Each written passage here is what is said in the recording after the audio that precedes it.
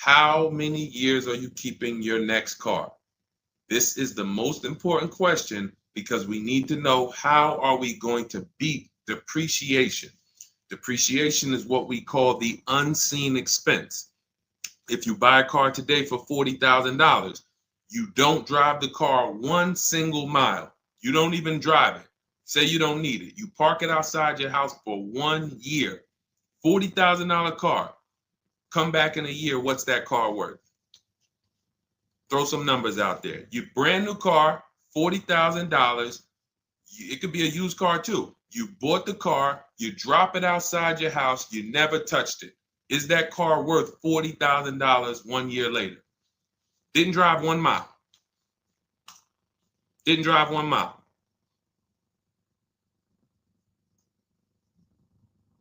Let's go. Throw some numbers out there. What do y'all? What do you think? What do you think a $40,000 car is worth after 1 year?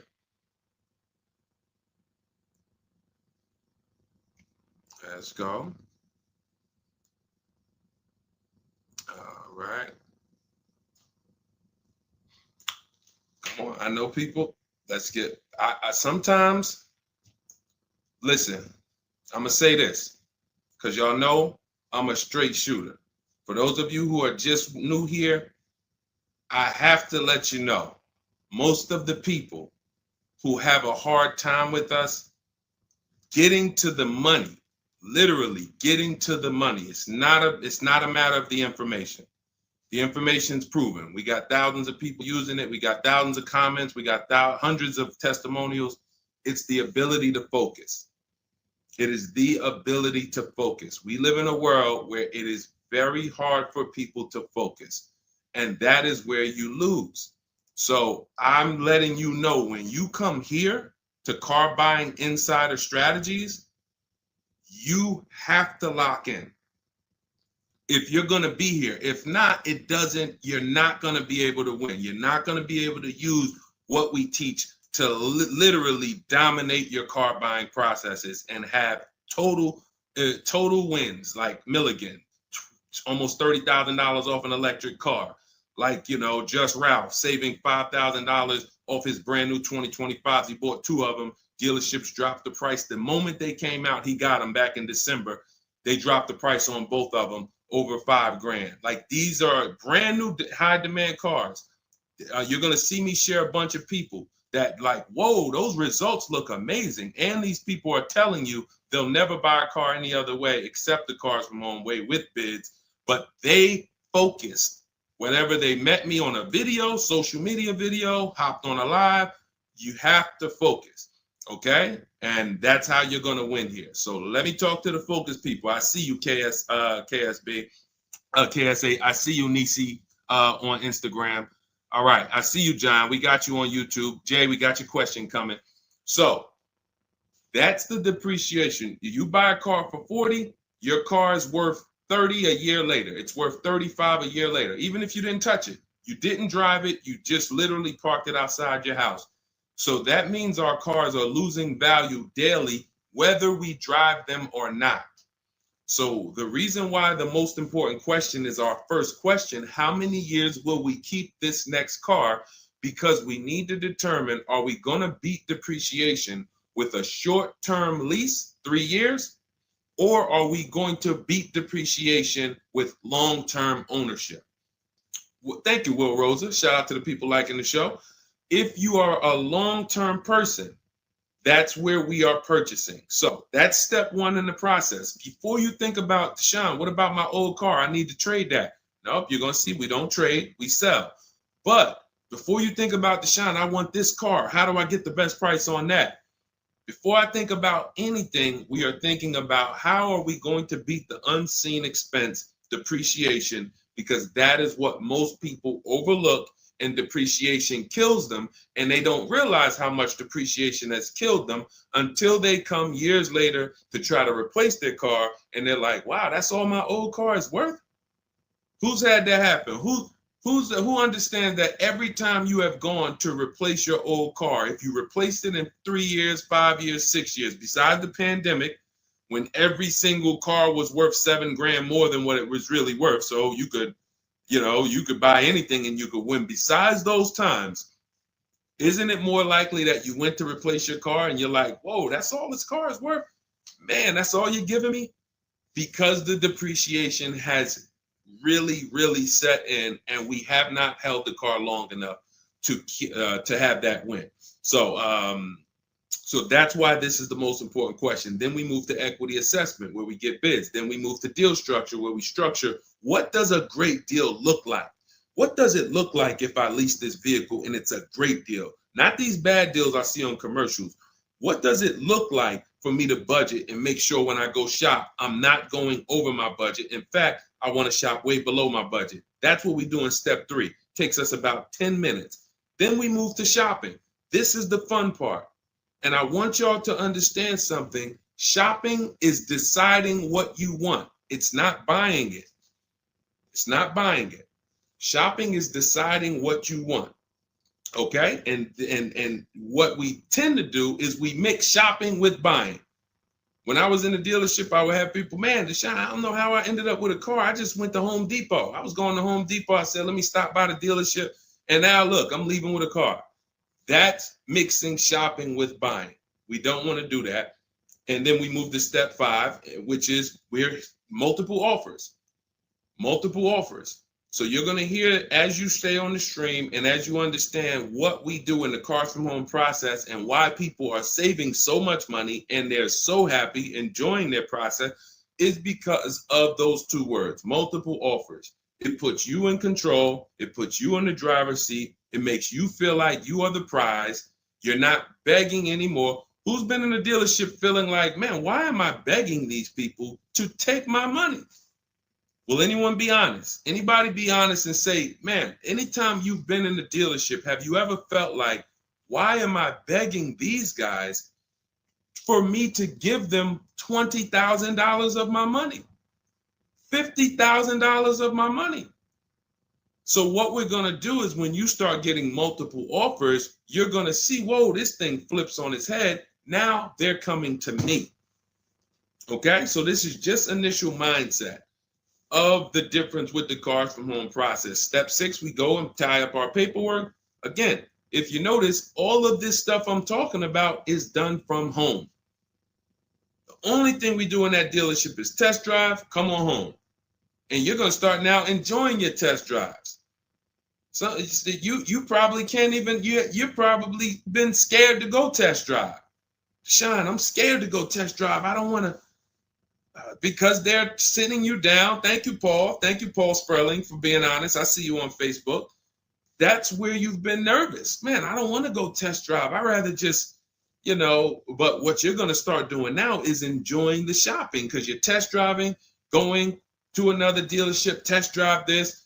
Sometimes people go with their families and say, hey, family, good news. We're going to go out this weekend. We're going to test drive a bunch of cars and we're going to decide what the right one is for our family.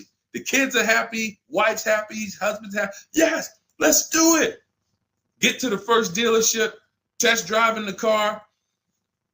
All right, what do you think, guys? Oh, it's okay, it's all right, it's nice, we like it. Okay, now the kids think we're going to see 3 vehicles. Next thing you know, Dad's sitting down with the salesman. Hey, we got a great sale, today. It's a 1-day sale. That's a lie. Really? Oh man, what does the sale look like? Oh man, and for those of you know, I'm not the public. I'm an insider, so I'm telling you from being in the dealerships. You get what I mean? Like I respect people who never were car salesmen and they're trying to teach you guys how to get the best deals. God bless their hearts. I'm telling you from inside. So next thing you know, the husband's sitting down talking numbers. Kids are like, hey, Dad, what happened? I thought we were going to, hey, hold on. Daddy's working out a good deal here. Hold on. They got a 1-day sale.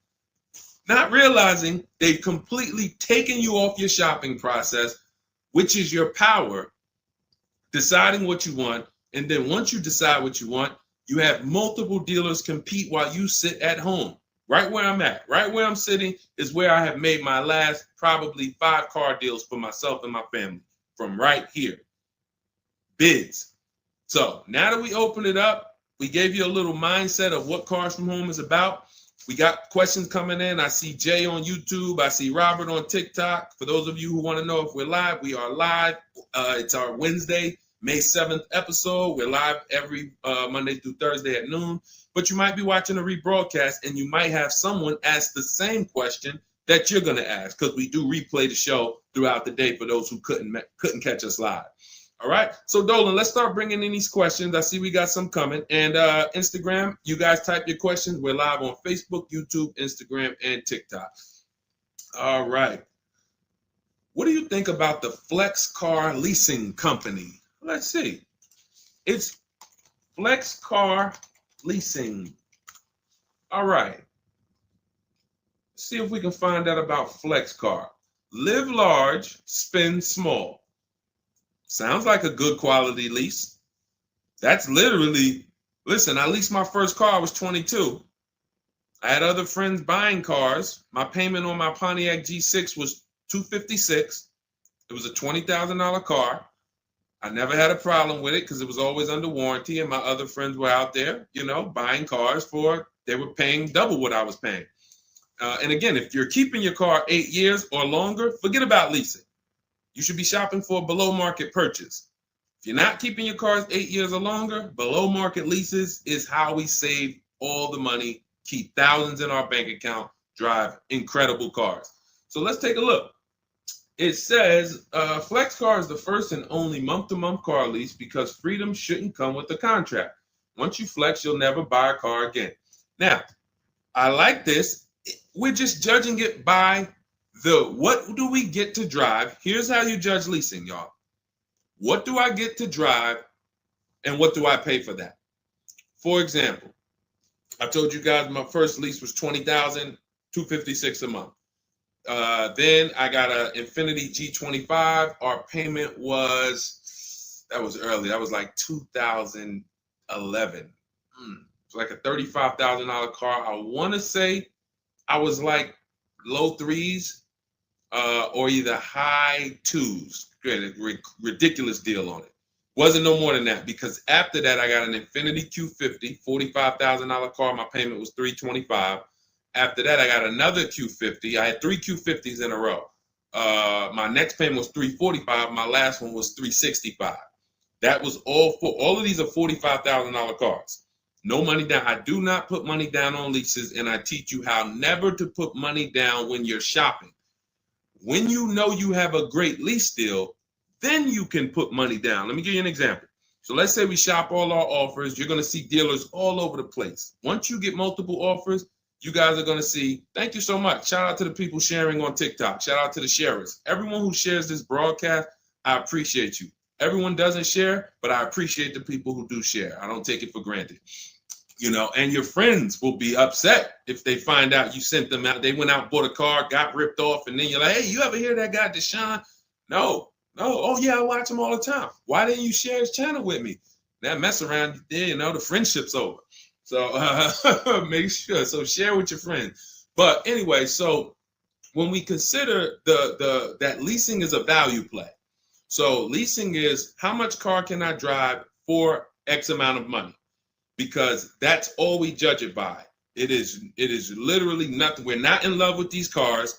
We are not keeping these cars for more than we should not be leasing something and saying we love it. Because if you love it, you mess around and lease something that has a bad lease program, and then you're driving a car overpaid for it because you like.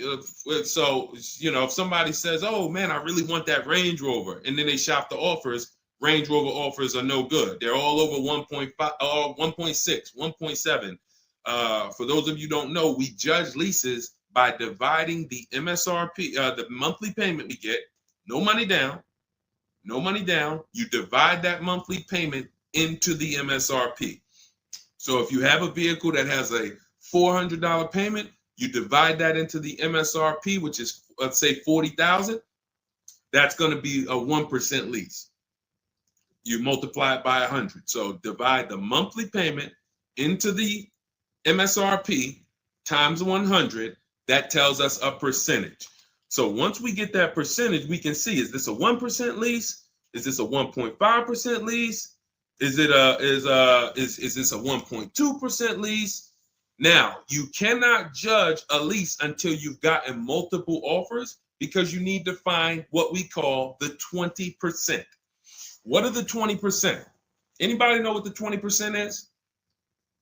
And we're still talking about this flex car leasing program, because if we can lease cars through flex car and they're 1% leases or 1.1 and 1. If you get to drive these expensive cars, but you're only paying 1%, 1.2%, 1.1%, less than 1% of the MSRP on a monthly payment, you don't have to tie up all your money. You got cars under warranty, no problems. This could be a really good thing. Now, I haven't used flex car, but I'm just telling you, if you guys explore them, this is what we are judging, because this is how we judge leases. Okay, there's nothing else about it. So you divide your monthly payment. You don't have to worry about taxes.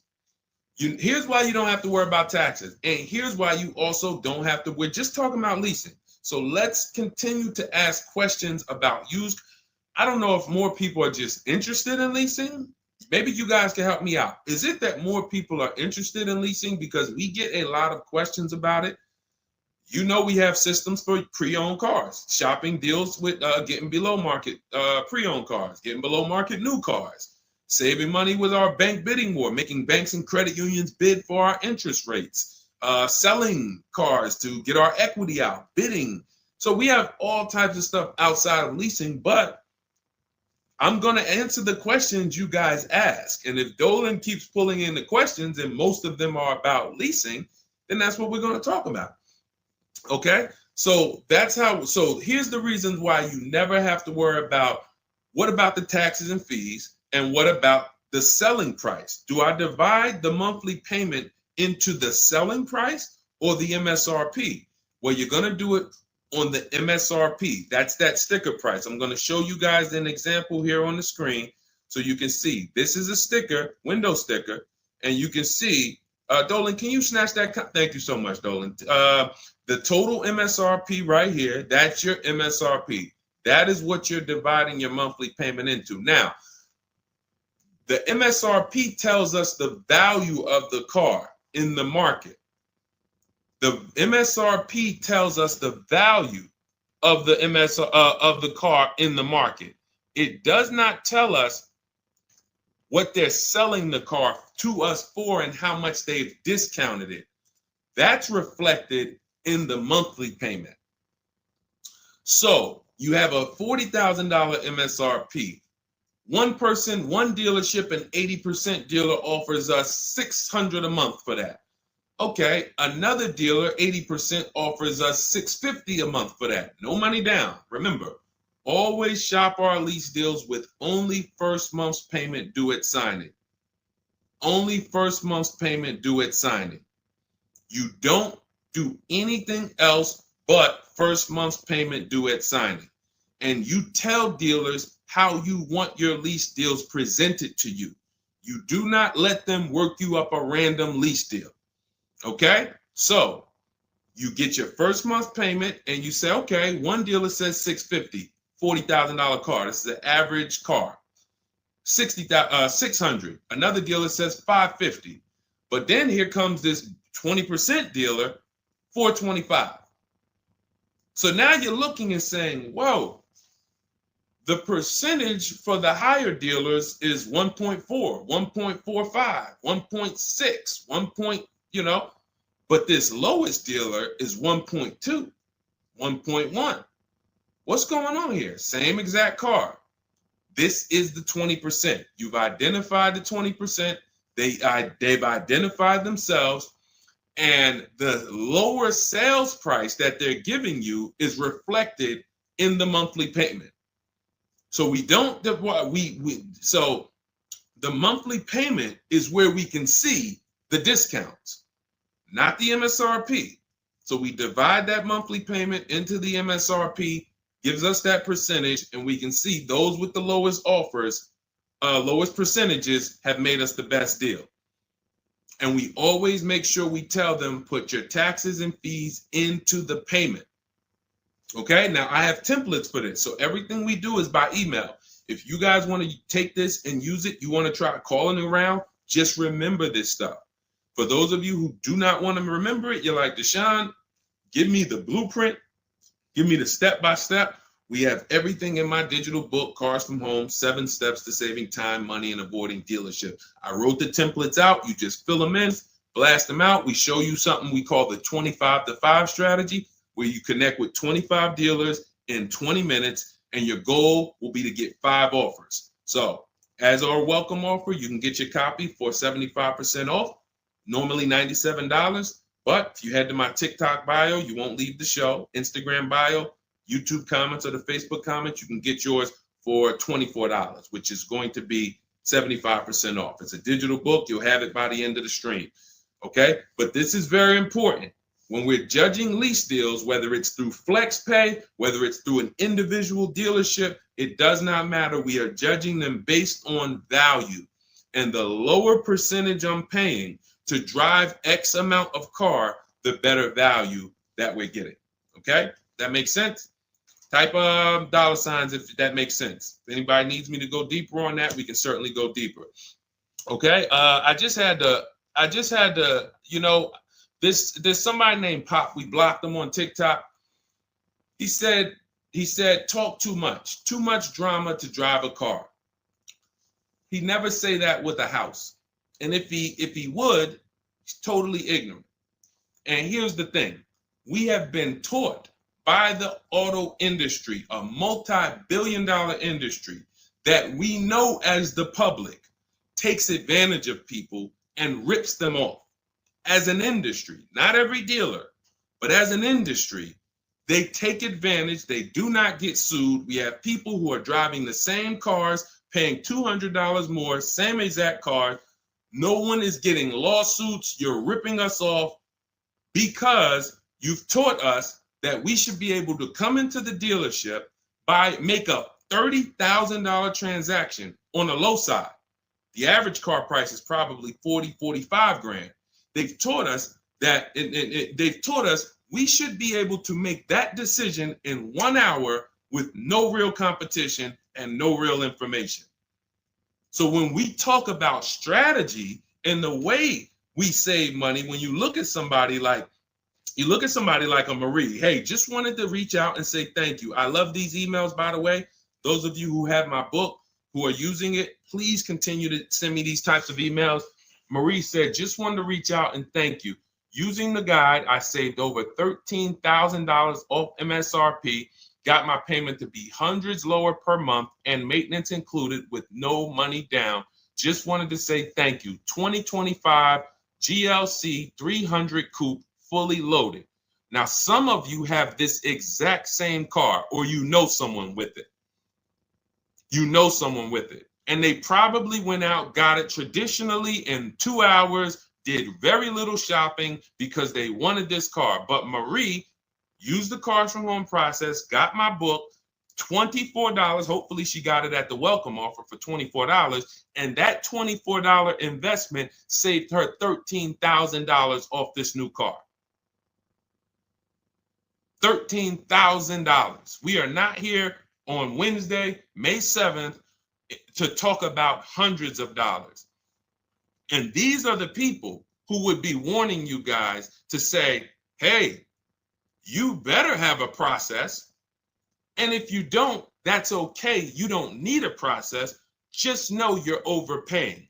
And just understand that the car business has mastered sending you down the road in your car and you overpaid and you're smiling. It's a very, very powerful business, multi-billion-dollar machine where you could send hundreds of people down the road smiling and they literally overpay. You just made $5 grand on them, $8 grand on them, 10 grand on them. That, you know, there's a saying in the car business, the happiest customers are the ones you make the most money on. That is a saying. So the happiest customers, the ones that are no, hey, listen, you got to do better, man. Hey, man, I'm still not happy because you still don't feel like you got a good deal. Those are the people that you make the least money on. Still making money on them because they're not comparatively shopping. But the ones who, oh, Joe, you were great. You made this so easy. Go see Joe, everybody. Meanwhile, Joe's making 8, 10 grand on you every single time. So appreciate the people who value having a process for the most expensive purchase some of them are going to make. We're not buying homes like we used to. So some people, cars are going to be the most expensive purchase that you make. So I appreciate the people who value how serious that process is. All right, Dolan, let's keep them going. Next question. We got a lot more coming in. Lady V, how are you? What are the major updates for the car buying strategy? Oh, are you in Cars from Home? I announced Lady V, let me know, because it sounds like you're talking about a post I made to our private group. Actually, if you check Leasing Like a Boss, what we just did is we turned our 25 to 5 shopping process, which was you. By the way, guys, this is somebody, we have 2,300 people in our inner circle who use the Cars from Home strategy. They don't like reading, not all of them. They prefer videos and coaching. We have coaching calls first and third Wednesday. We got one this afternoon. But what she's asking, I announced that we were upgrading again our process because we made it even shorter. And guys, we're getting cars in 45 minutes. We're getting lease deals in 45 minutes over a 3-day period, 45, 60 minutes. Literally, we are having people bid in a process that used to take us, even our people who are good. Like you look at somebody like Rosalie. Rosalie, some of you know if you've been on the stream, I continue to celebrate her. She got 3 cars.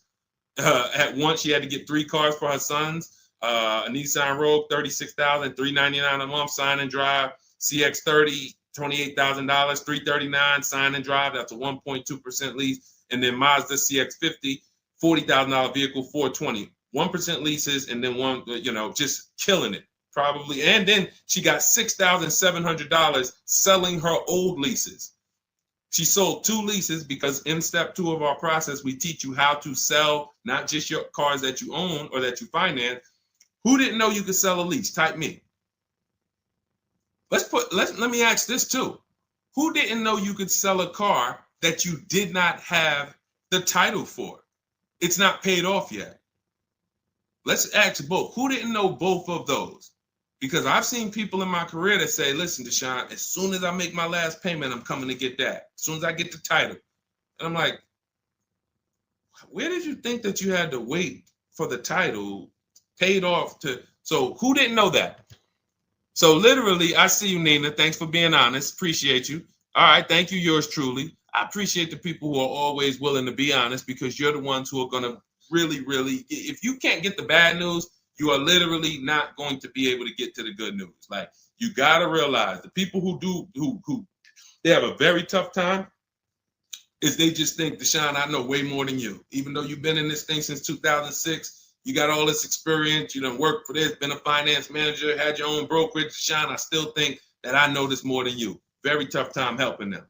But other people, you guys can win very simply. So when we look, she's asking, we were getting these cars in roughly an hour and a half, 2 hours from home. Now I'm doing it in about 60 minutes, but I created a quicker process, cut some things out, and we just are uploading new things to our membership page that are going to have people literally popping in over a 3-day period. Morning, 10 minutes, afternoon, 10 minutes, evening, 10 minutes. You do that by your second day, you're going to have 5, 6 offers, 7 offers, and be ready to close the deal. Like that quick. That quick. I'm always about quicker. Deshone, y'all getting cars in an hour and a half from home. Yeah, but can we do it quicker? So that's what we got. So check Leasing Like a Boss, and you'll see some of the new videos already in there. And thank you, Daniel. He said it's worth the price. And it's in the book. So very important to understand. Everything we're talking about, guys, you can get it for $24 if you get to the book before the 30-minute welcome offer expires. This is the same system. Some people just like videos and coaching in our community, 1,600 people in it. They want to be in that. Like, let's do this together. Let me ask more questions. We can't answer questions for people who have the book. Unless you pop on a live and you catch me here. So thanks, Lady V. But yes, check out the membership page and you'll see all of the new videos in day 5 for the 25 to 5 strategy. It just got quicker. Just got quicker. All right, go ahead, Dolan. Pull the next one up. All right. And every time y'all hear something that you like, can you continue to run up these likes on TikTok? Appreciate it. I see we're about 300 now, but if y'all can continue to run those likes up, it means a lot. It lets TikTok know, hey, they're talking some serious stuff over here. Let's bring some more people over here so more people can benefit. My man Paul Sperling on Facebook, how are you? Are there dealerships that won't allow you to lease unless you use their financing and not use your own credit union? This is a great question. Wanted to know if it was true because Genesis salesman told me that. Great question. So, Paul, with a lease, we must use the dealer's bank or the manufacturer's bank. It's not like a finance where we can go and we can get our own financing. We can shop around for our own financing. And the reason we're doing that is to make sure that they're not overcharging us for the financing.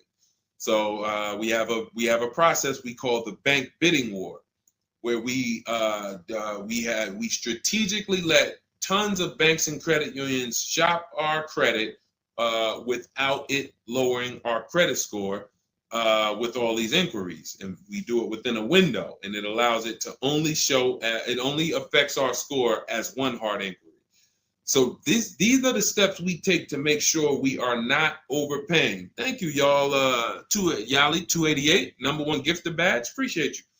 But on a lease, it's different. We must go through the dealer's bank. Now, here's what could happen. With a lease, there's something called a money factor, which is an interest rate. That's an interest rate on a lease. It's called a money factor.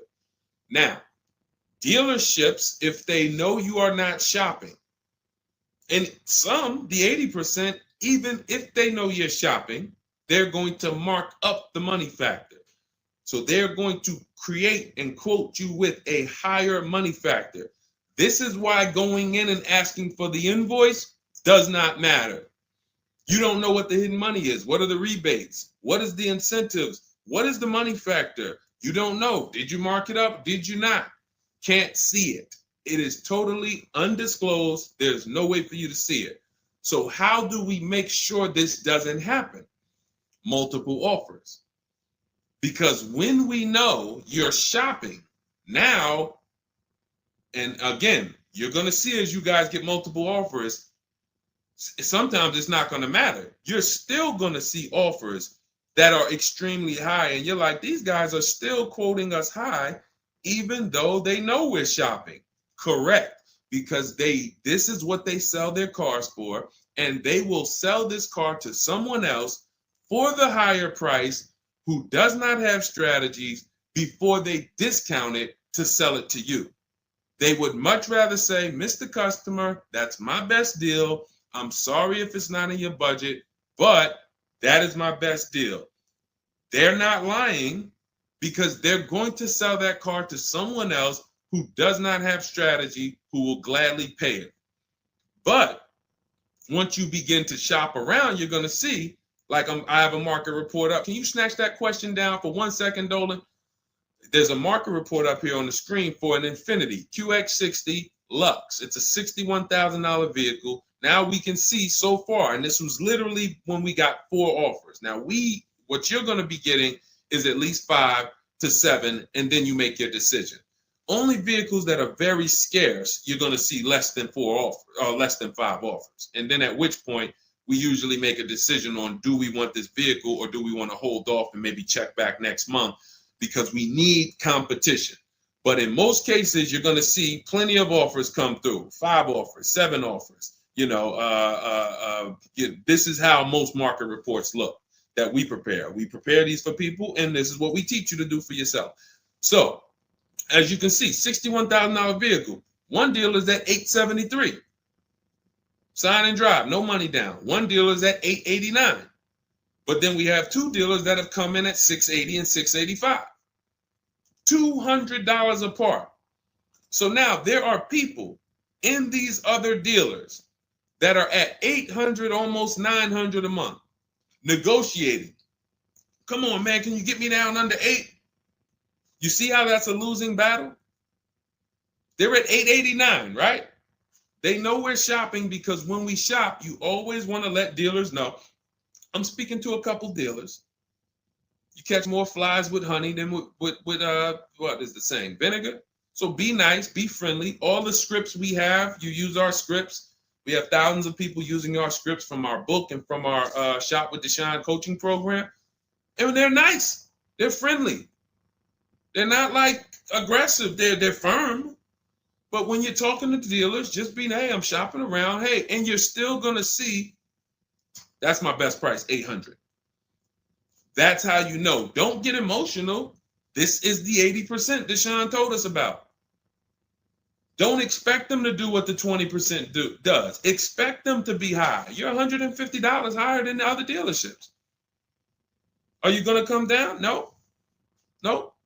Because 16 million new people buy new cars a year. And sorry, I'm glad you got strategy, and I'm glad you know how to find this 20% dealer. That's $150 less a month than me. But that's not going to change the fact that I'm going to sell this car to someone else. And they'll try to lean on you and say, well, do you want it? Because, hey, that's our price. No, I'm sorry. We don't want it. Thank you so much, though. So this is what we're dealing with when we are dealing with car salesmen, which is why you must shop multiple offers to be able to get your best offer. Now, when we look, going back to yours truly's question about, can you pull that question back up about the shopping for the lease financing? It wasn't yours truly's question, I don't think, Dolan. Whatever the last question was, because what we're talking about is in those $800 a month payments, what is making those high payments so high?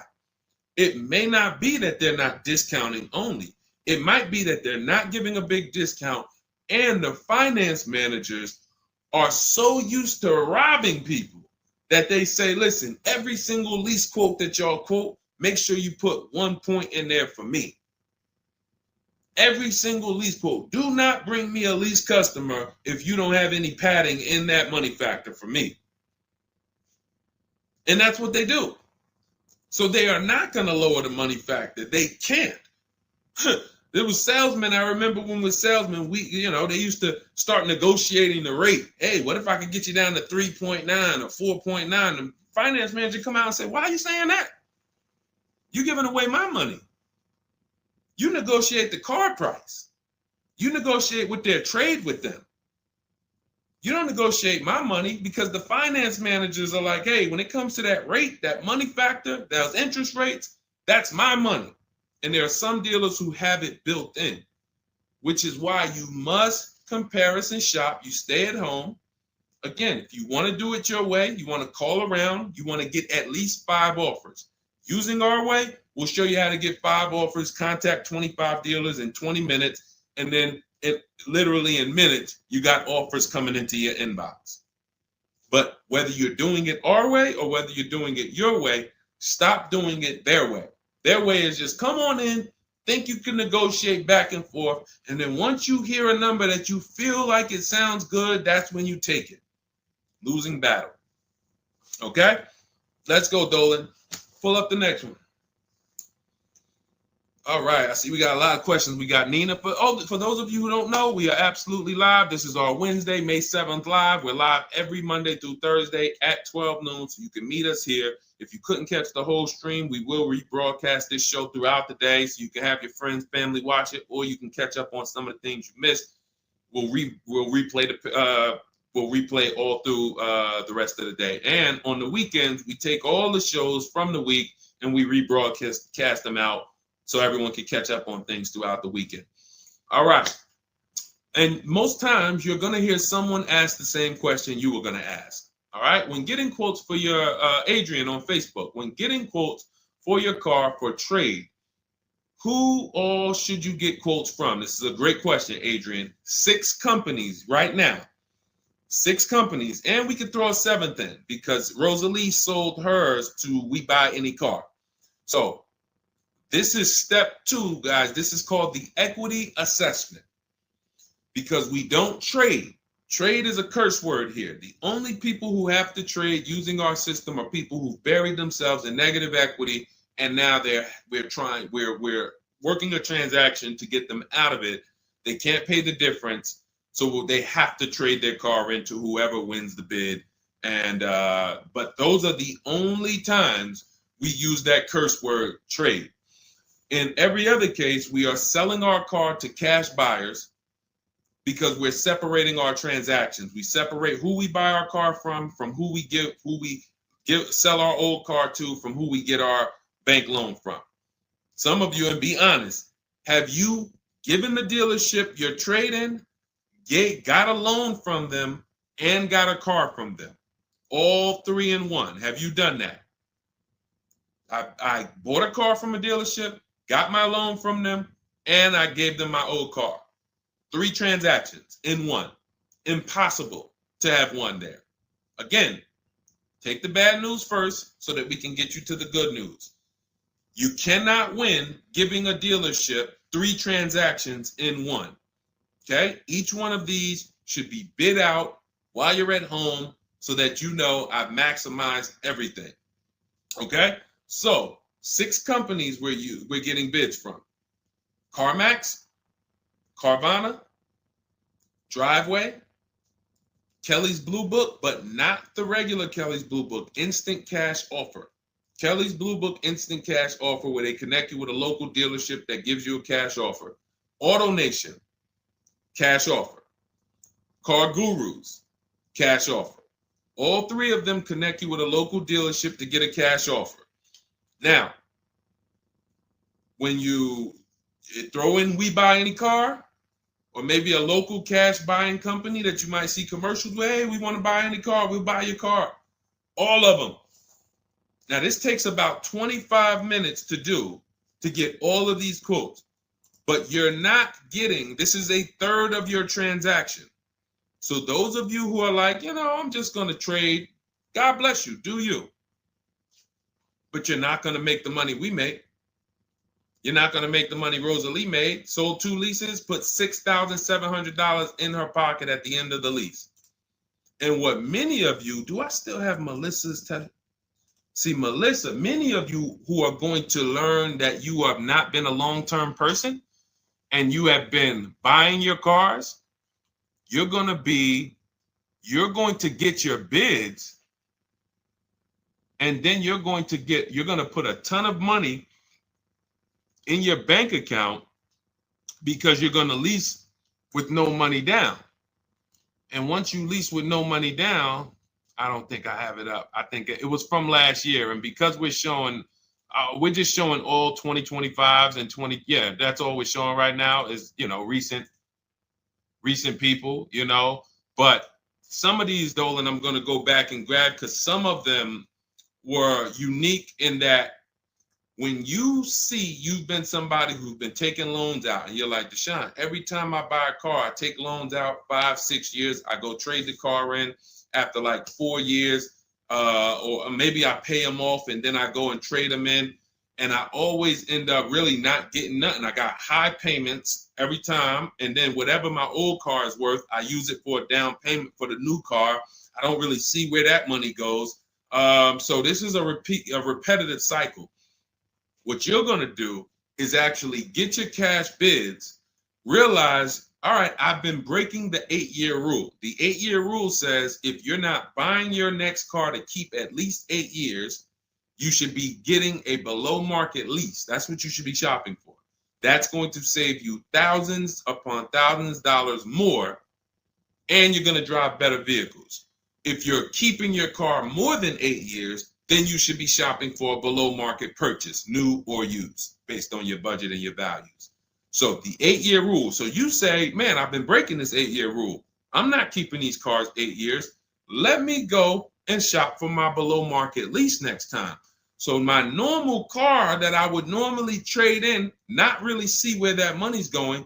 Now I'm going to bid that out to CarMax, Driveway, Carvana, Kelly's Blue Book Instant Cash Offer, Driveway, Car Gurus, and We Buy Any Car. I'm going to see the highest bidder. The highest bidder might be like, because Melissa, I think she made like $14,000. She had like a 5-year-old car that she would normally trade, but it was paid off. And she's like, all right, I'm not going to go and use this as a trade and buy something else. She gets like, you're going to have like 12 grand equity, 15 grand equity. Beautiful. And what's going to happen is when you shop for your below market lease, you're shopping with only first month's payment due at signing. So you find your lease, you've already been paying super high payments because you've been purchasing. Now you're like, whoa, I could drive this new car and it's 200 less than what I've been paying. I don't got to put no money down on this thing. You pull out of there with a super low payment, new car, and you got a $12,000, $15,000 check going in your bank account. Got my car, and now I can see where my equity is going. It ain't going to you, dealership. It ain't going in that car. It's going in my bank. And this is, that's one of the most beautiful things I love to see. And it only happens for people who have been, unfortunately, programmed and brainwashed to buy cars. They don't keep them 8 years. And then when they come to the revelation, now it's like, boom, equity goes in the bank. I'm driving new cars for cents on the dollar. Beautiful. All right. And that's why you do the equity assessment before you shop. Step one, we decide how our 8-year rule. Are we buying to keep more than 8 years or less than 8 years? That's when we know, lease or purchase.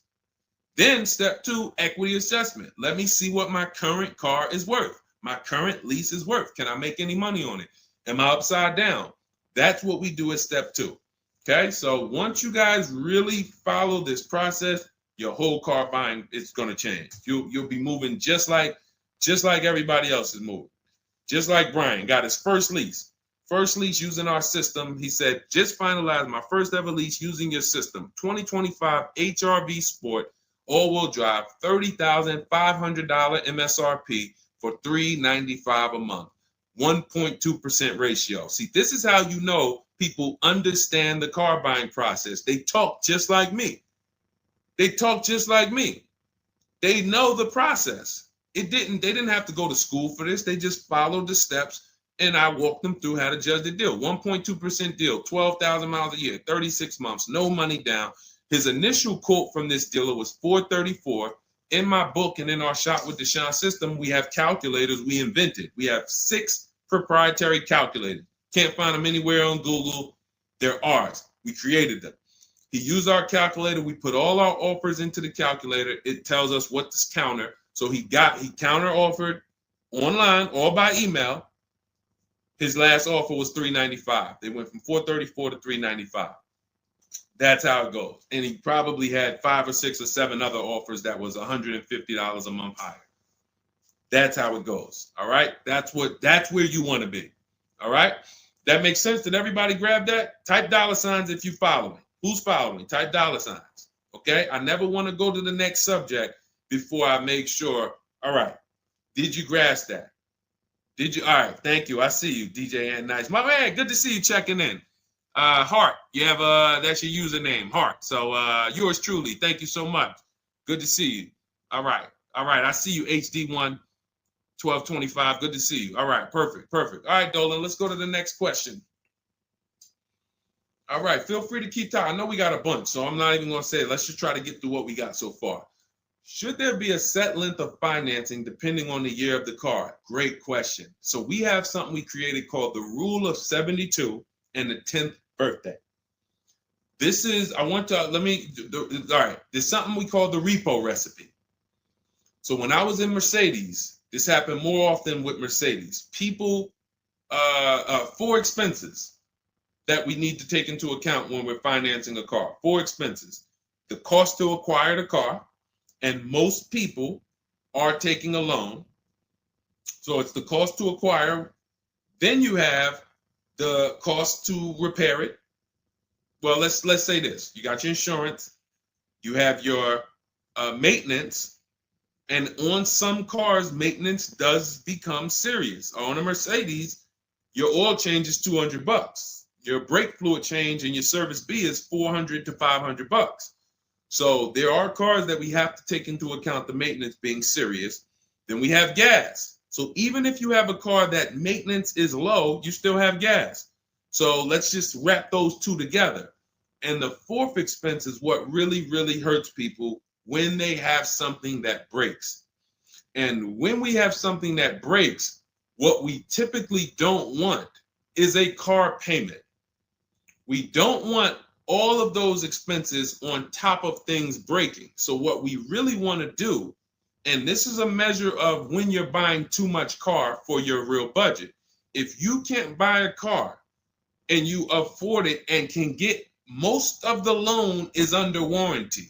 So most of the loan that you have the car is under warranty. If you got a 5-year loan and you got 2 years without a warranty, okay, cool. You got a 6-year loan, you got 3 years without a warranty, okay. But you don't want a 6-year loan and 1 year you had a warranty and 5 years there's no warranty on a car that could, and you don't have the cash. These are things that we call the repo recipe, because when something breaks and you have a car payment and your insurance payment and they're telling you, wait, you need the maintenance, you just wait, I just put brakes and tires on this thing. This is enough for some people to say, whoa, I can't afford to put $5,000 into this car in 60 days. Or so how do we prevent this? We prevent this by making sure we're not taking a car or a loan too long for the year of the car. And the longest loan we want to take is 72 months. And so the reason why it's called the rule of 72 and the 10th birthday is because when you add up the year of the car and the number of years old the car is, when you add up the year of the car and the year of the loan, the number of years on the loan, it should not pass 10. So if you're getting a 4-year-old car, you can take a 6-year loan. If you're getting a 3-year-old car, you can take a 6-year loan. That's 9. If you're getting a 5-year-old car, you should take a 5-year loan max. If you're getting a 6-year-old car, you should take a 4-year loan max. Now, why is this a test of affordability? Because some of you are saying, whoa, but I can't get the car that I really want at that number. Then that means you can't afford the car that you really want. Again, it doesn't mean you can't break that rule, but it does mean that you're going to have a loan on a car that's older than 10 years. This is risky. So it's nothing wrong. The reason we create these boundaries, so at least when you cross them, you know you're crossing them. So if something happens, you're not surprised. You're not like, whoa, how did this happen? Well, I took a little risk. I took 1 year longer. Then, the car's 11 years old. I still got a loan on it. Stuff goes wrong. I'm out there. I got more exposure. But if we use that as a gauge of affordability and say, you know what, if I can't afford a 6-year loan on this car, then I can't afford the car. If they're telling me I got to take 7 years, that's why we cap both. We cap the number of years you should take at 72, absolute longest. And some of you know we default to a 5-year loan when we're shopping. This will also help you because you'll look and say, 5-year loan, every $5,000 is about $100 per month. So as you're shopping and you're looking at cars, you should be saying to yourself, all right, $20,000, that's about a $400 payment. All right. And that's if I put no money down. You got your taxes and fees. Maybe I'll take care of the taxes and fees, but that $20,000 car is going to cost me about $400 a month, 5 years. $80,000 car, you're looking at, divide that by 5,000. That's $1,600 a month for 5 years. Doesn't matter how high you go. But when you don't have these rules and you go in, here's what tends to happen. You look at cars that are way more expensive than you could afford, and you say, hey, can you get me to this payment? And a salesman, are they ever going to say, no? They're going to say, oh, let me see what I can do. Next thing you know, they come out and say, hey, good news, I got you to $1,000 a month. Hey, good news, I got you to this. Way below what our rules are. Way below than the $5,000 every 100. So you got to say, how did they get me to way below the every 5,000 is 100? How many years is the loan, sir? Oh, well, listen, what's more important to you, the payment or the number of years? Well, both are important to me. How many years is the loan? Well, right now, this is an 84-month loan. This is a 96-month loan. Oh, so 7, 8 years, 8 years, 9 years. You're talking like, yeah, well, and that's how you get jammed up. So if you keep these boundaries in place, longest loan I'm going to take 7 years, 6 years. I'm sorry, 72 months. When I'm shopping for a car, if I'm purchasing it, not leasing, I am looking and saying every $20,000, every $5,000 I'm going to borrow is going to cost me about $100 per month. If you do these things, look at the car. What's the year of the car? 5 years old? All right. Max I want to do on that car is a 5-year loan. Oh, it's only 3 years old? All right, I can stretch to a 6-year loan if necessary. You keep these boundaries, you will be safe. You stay far away from the repo recipe. When things tend to go wrong at that 9, 10 year, 11 year mark, you got to put some money into the car. Car is paid off. You don't have to worry. Okay? High dollar signs if you guys followed that, and we can move on to the next question. Everybody clear on that? Colin Moore, welcome to the community. New follower. We are live. It is our Wednesday, May 7th episode. You may be watching us live at noon, or you might be watching a rebroadcast. We rebroadcast the show throughout the day until our next show tomorrow, which is at noon. Monday through Thursday, we're live at noon. You can please tell your friends who are shopping for cars, meet us here. If they'll be shopping for cars in the next 6 months, this is where they want to be. And they really don't want to wait. I mean, I'm trying to get people to stop waiting till they need a car to go and start learning this stuff. You want to be in the market 90 days before you need a car. We've been programmed again to wait until, and it's probably the anxiety. I put it off to the very end. We've just been programmed to wait until the very end, and then we go in and now we have desperate vibes. We're like, oh, I got to take anything I can get. We really want to be strategizing our car purchase early in the market, able to say no to offers very early. This is power, where you can say no. You can email. We have dates that we give the dealerships of, hey, this is when I could buy a car. I could buy it today, but I don't need it for 2 months, 3 months. That really puts us in a position of power, because everyone they're dealing with is desperate, walking in saying, I need a car today. Oh, I hear these cars are hard to get. All of this wrong, desperate energy that's going to make them pay more. That's what they want to sell. We come with, no, we can make a deal today, but we don't have to make a deal today. And when we come like that, it really positions us to, next month, the car salesman will be like, man, I ain't sold a car in 4 days. Oh man, let me call Kevin Gilder. Hey, Mr. Gilder, are you still in the market? Yeah, I'm still here. I told you I got until I got a couple months. Oh, cool, man. Listen, I think I could get that offer you made last month. We couldn't do it last month, but we were super busy. Everybody was in here, man. We charging them all of this money, but right now we're pretty desperate, and I would like to take your offer to my manager. Sure, definitely. That's obviously not what they say, but that's what they're thinking. So you want to be positioned for that. If you shop every single time in an emergency, you're not going to be able to be positioned for that. Okay? We don't want to be in the habit of emergency shopping. Not here. Once you have this way, you'll be like, oh, man, I could get in the market early. All right. Go ahead, Dolan. Oh, for those of you who are like, Deshone, there's no way I'm going to remember all of this stuff. Can you give me the whole blueprint? Write it out step by step. That's my new digital book, Cars from Home, 7 Steps to Saving Time, Money, and Avoiding Dealerships.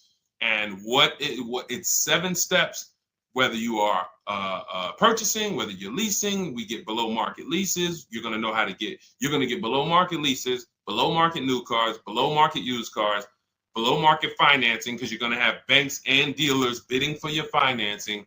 If you're a high mileage driver, there's 3 different strategies for exactly how you need to be moving as a high mileage driver. If you have negative equity, there are 2 strategies in there to help you move from negative equity to your next purchase. This is all in 7 steps. Very simple to follow. So you can get your copy. It's normally $97, but you can get your copy. Part of our welcome offer, 30 minutes only. If you visited already and that timer started, once 30 minutes goes to 0, it is now $97, which is worth every penny. But I'd rather you get the welcome offer. So go grab it. TikTok bio, Instagram bio, Facebook comments, YouTube comments. Click those links. Go grab your book and come on back to the stream. Make sure after you get the book, you screenshot the thank you page, because it has my support team's email. Sometimes you're typing fast, type your email wrong. You don't see that book in 10 minutes, just send an email to my support team. They'll get you your book right away. All right, go grab it before the 30 minutes is up. Go ahead, Dolan, shoot the next one. You don't want to have your own financing all the time, pure knowledge. Sometimes dealers have 12, 13 banks sometimes. Sometimes they can beat what you get on the outside. The key is creating a competition. Thinking about a 2025 Land Cruiser for $62,000, 5K down, any advice? How do we know that's a good deal? How do we know that's a good deal, everyone? Now, mind you, that's how a lot of people approach the car purchase. I'm thinking of this car, all right, I'm looking for, I got 10 grand down. What we haven't, so here's what you discussed in this statement. I'm gonna read this question again, and you're gonna see two pillars that unfortunately we're combining. Thinking about a 2025 Land Cruiser. So now in my mind, for 62K. Now, this is a new car. With our new car system, we use the bidding. Thank you so much, Daniel. See, Daniel knows. I think, Daniel, you have our book, Bidding the Market. So that's where we're missing everything. So now we're looking at the new car, which means what our process is, we're connecting with 25 dealers to get bids. If you said, Deshone, I called around, spoke to several Toyota dealerships, and the best dealer that I found who's going to offer me a car is going to give me $8,000 off. But I got 5 offers. I got 7 offers. Some people said they're not going to do any discount. Some people had $3,000 in fake fees and dealer adjustments. Some people had protection plans and they took off a little money, took off 5 grand, but they had all of these fake fees. So it's really not even like they took off 5 grand. But one dealer didn't have the fake fees and he discounted $8,000. Boom. That's a bid. You did it manually. Didn't do it our way. That's just fine. But that is allowing you to have the peace of mind that I'm getting a great price on the Toyota Land Cruiser. Separately now, we're moving to our financing because you said $5,000 down. Therefore, you're getting a loan. So we would now have banks and credit unions bid to now submit offers to you within a 24-hour period. You have all these banks, credit unions online bid for the loan, get the best interest rate. We give the dealer a chance to see can they beat it. In which case we bid out the loan, we bid out the car purchase, and now and watch this. I'm home doing that before you even get home from your dealership. One visit, you're in the dealership 3 hours. I'm popping into my email minutes at a time, 15 minutes. I'm hopping on. I'm getting banks to bid in an hour. Everyone's bidding. Boom, boom.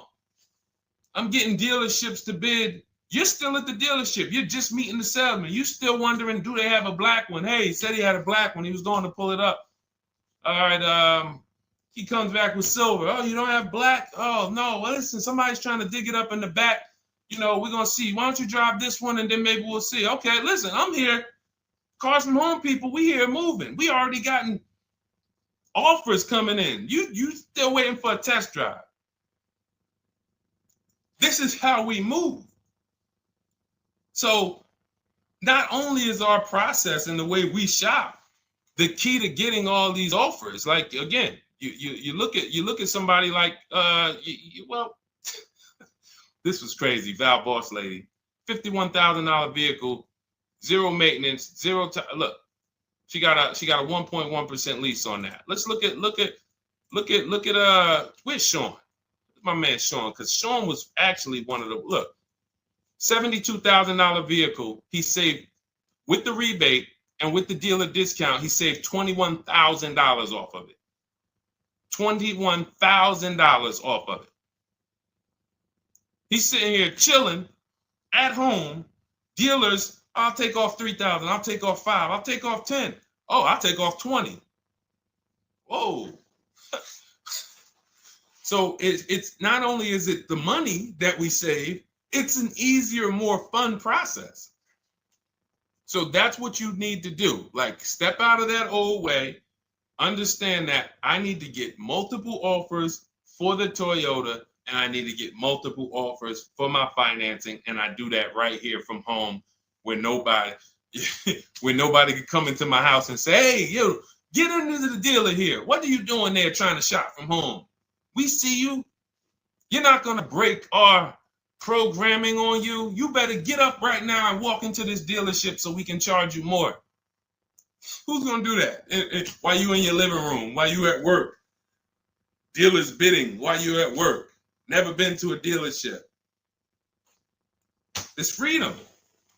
Multiple offers. Yes, Lady V. That's my two favorite words. I swear, if I didn't wear unlearn, relearn, I'd be walking around with a shirt that said multiple offers. All right, let's go, Dolan. Shoot the next one up. We got time for a few more. Let's go. Few more questions.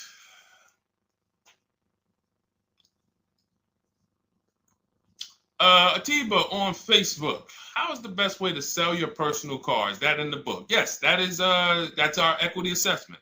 Step 2. Step 2. Multiple offers. Get your 6 to 7 cash offers. And if you don't need to replace your car, just go and get your check. Do your inspection, get your check. Cash offers, CarMax, Driveway, Kelly's Blue Book Instant Cash Offer, Carvana, AutoNation, Car Gurus. You want to throw We Buy Any Car in there? 7 offers. Get your cash offers. Now, if you are replacing your car, we are timing the transaction. What that looks like is we get our bids for our old car, our current car, or our lease. We assess what our equity is, and then we go shop for the new car. And once we find the best offer for the new car, we then go in. We'll give the dealer a chance to match it, but they usually can't. Hey, I'm selling my car to We Buy Any Car. You know, they're giving me this. Can you beat it? No, that sounds crazy. I can't beat that, because they're not going to win 2 bids. They're not going to beat all of the new car dealers or the used car dealers to sell you a car.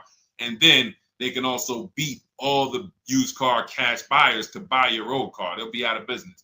So you go pick up your new car, drop off your old car, or go drop off your old car, get your check, drive over, pick up your new car. Maximize both transactions. It's a beautiful thing. That is the way it's done with us most of the time. Very rarely is the dealer we're picking up our car from the same one who's buying our old car. Very rarely. But yes, absolutely, that's in the book. All right, let's keep it going. Dolan, next one.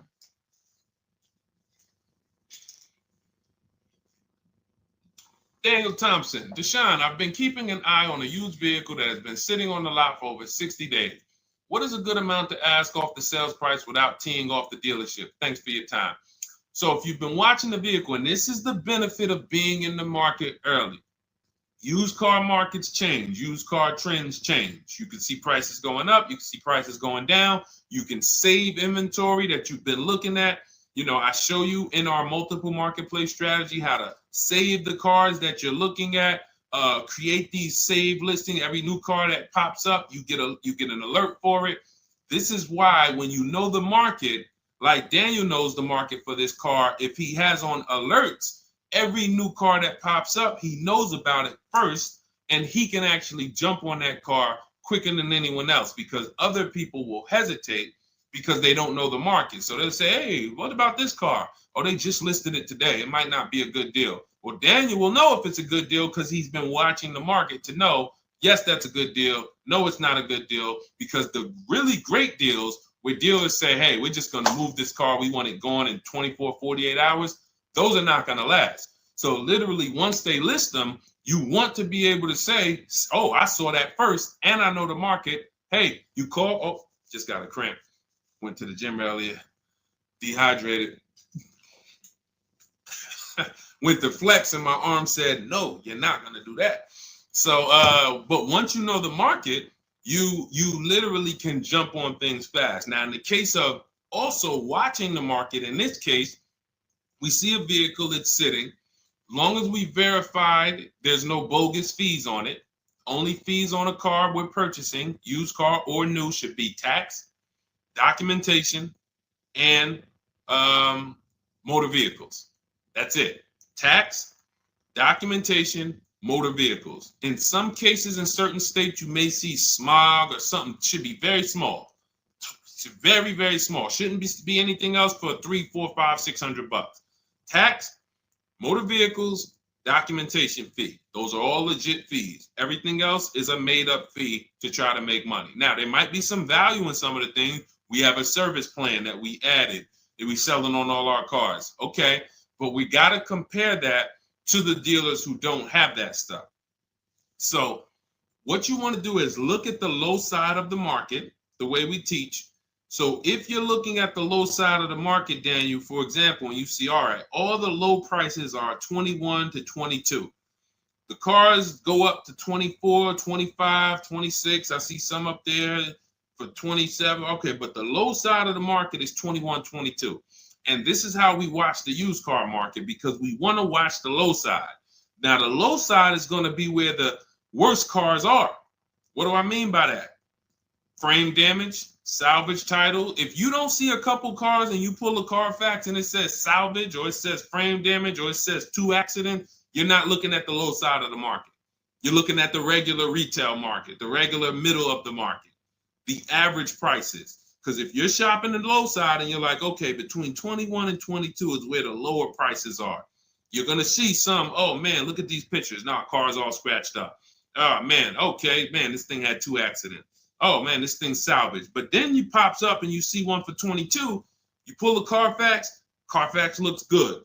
Maintenance looks good. Boom. Oh, now you know. So Daniel, if you know the low side of the market, now you're trying to see maybe this car has been there. It's $2,000 more than the low side of the market, but maybe they're getting desperate. So you make an offer that's right where the low side of the market is. So let's say the low side of the market is 21, 22. This car is listed for 24, but you know this thing been there for 2 months. You make an offer of 21. They might say, hey, listen, no way we can do that. Most we can do is 22. In which case, you won. That's why you want to know where the low side of the market is. Because if they accept the offer and then your offer was too high, then you regret it. So if it's 24, it's been sitting there, you offer them 23, 22.5, they say, yes, we'll take it. Then it's like, man, was that the low side of the market? No, the low side of the market was 21 to 22. So let me offer 21, see if they'll bite. And if I land at 22, then I'm happy anyway. If I offer 21 and they say, look, no way we could do that. We could do 22.5. That's the lowest. We can blow this car out, and you won anyway. This is why knowing the market, this is all we teach. Whether you're in Shop with Deshone or a video checklist, or whether and watch this. The thing about our process is every time you use it, it gets quicker. So the longest it's ever going to take you to get a car using Cars from Home is the first deal. Second time you coming through and you're like, okay, I know what to do now. I know where to go now. Yeah, I remember this from my last time. I remember this. That's why Rosalie got her QX60 last year. And then she got 3 cars at once. Because she's like, I got mine. Now I just got to rinse and repeat 3 times for my sons. So that's what you need. That's where you base your offer on those things, Daniel. All right? All right, great job. All right. All right, it's go ahead, Dolan threw up one more. All right, I'm trying to see. I'm looking at time and I'm like, all right, let's go. All right. Is it true that finance bank will require a certain amount down to get you approved? Absolutely not. Absolutely not. You can do no money down financing. Here's what's happening if anyone's requiring money down for finance. It could be based on your credit, but more often than that, it's based on how much you're trying to borrow relative to the price of the car. So let's say a car is $25,000. Now, this is how the ability to shop affects your deal in the long run. Because if you overpay, the bank is not going to tell you. It's not their job to say, yo, you're overpaying for this car. But here's what happens. Let's say a car that is a good deal would come in around $25,000. Good deal, good value. Now, you don't know what you're doing. You go in, you pay, you get a car, you're like, okay, man, I'm looking at this car, man, it's about $28,000. It's about $28,000. I love it. It's a nice car. Now, you're not looking at the market to see what the low side of the market is. You go in, and you could do this with a new car too. Tons of people did this during the pandemic. Went in, paid over sticker, 5, 10 grand. Normally, the bank would not have approved those, but the banks were in cahoots with the dealerships because there's something called a loan to value ratio, which is why the banks are getting hurt right now, because they approved deals on cars that they knew were worth 35, but they were approving loans for 50. Because dealers decided, we want to sell this $35,000 car for $42,000. So once our client needs the loan with everything, and they might have a little negative equity, we need y'all to loan them $50,000 on a $35,000 car, and the banks did it, which is why they're falling apart right now, and they're going to continue to collapse. So when you look and say, whoa, if that's the case, how does the bank protect themselves? It should be loan to value ratios, which means this car that you're telling us you bought it for 28, your taxes and everything are, let's say they slapped on some fake fees on you, and you're up there like, all right, man, I thought the car was 28, but when it's all said and done, I paid like 34 for it. Now you leave with that car for 34. The bank looks and says, well, you're trying to get it for 34. The bank looks and says, whoa, the book value on this car is only 23. So actual cash value might be, we could lend, the actual cash value is like 23. We could lend 25. I could see if somebody bought it for 25. We could lend that because they'll usually give you 20% above what the actual car's value is. So we'll lend on a $25,000 car, we'll lend you $32,000. You're asking for 34. That means you've overpaid by so much, the bank can't approve it unless you get them to the loan to value ratios where they're comfortable. So they're going to say, you got to put down $2,500. You can't borrow no more than $32,000 on this car. You need to come up with $2,500, come up with $2,000. So whenever a dealership's coming to you and say, hey, listen, the bank needs you to come up with this, they're overcharging you. And you're about to take a deal being overcharged because you're overpaying for the car, and the bank is saying, we're not taking on all of that risk. That person needs to put some more money down because I know y'all trying to sell them this $23,000, $24,000 car for 33, but we ain't going to help you do that no more. Now, this also happens with negative equity. People trying to move 5, 10 grand negative equity over to their new car. And now it's like, oh, wait, the bank's saying you got to put money down. Same reason. So it's two cases, lots of negative equity, or you're overpaying, or both. But that's a signal. All right. Again, that's why we bid out transactions. When you get multiple offers on the car you're buying and multiple offers on the car you're selling that you have negative equity on, you can see, no, y'all not pulling wool over my eyes because I know the market. All right. And all of this is done from home. That is why our system and our teaching, our philosophy, our company is called Cars from Home. That should ground you in the fact that everything we're talking about, 99% of it is done from home. 99% in minutes, not hours, minutes.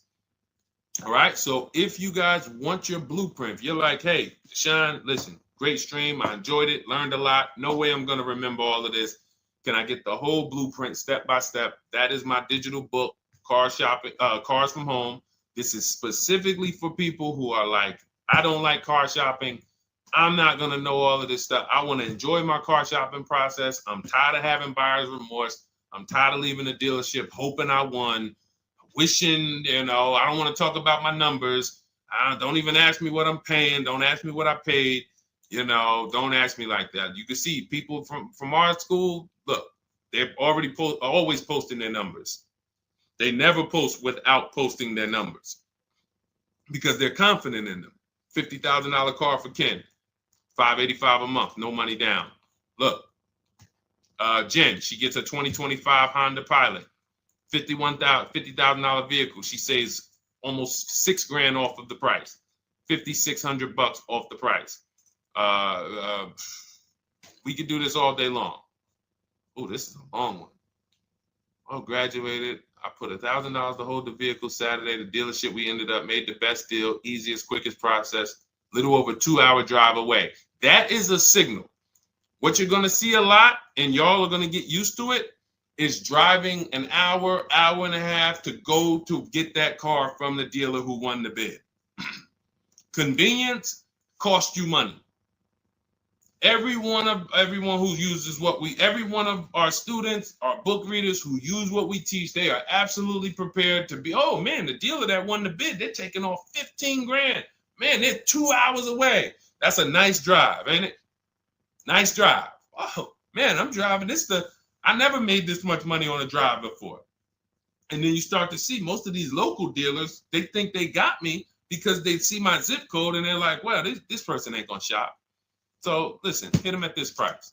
They don't realize that dealership an hour and a half away is like, hey, we got the car. Hey, we'll sell it to you for this.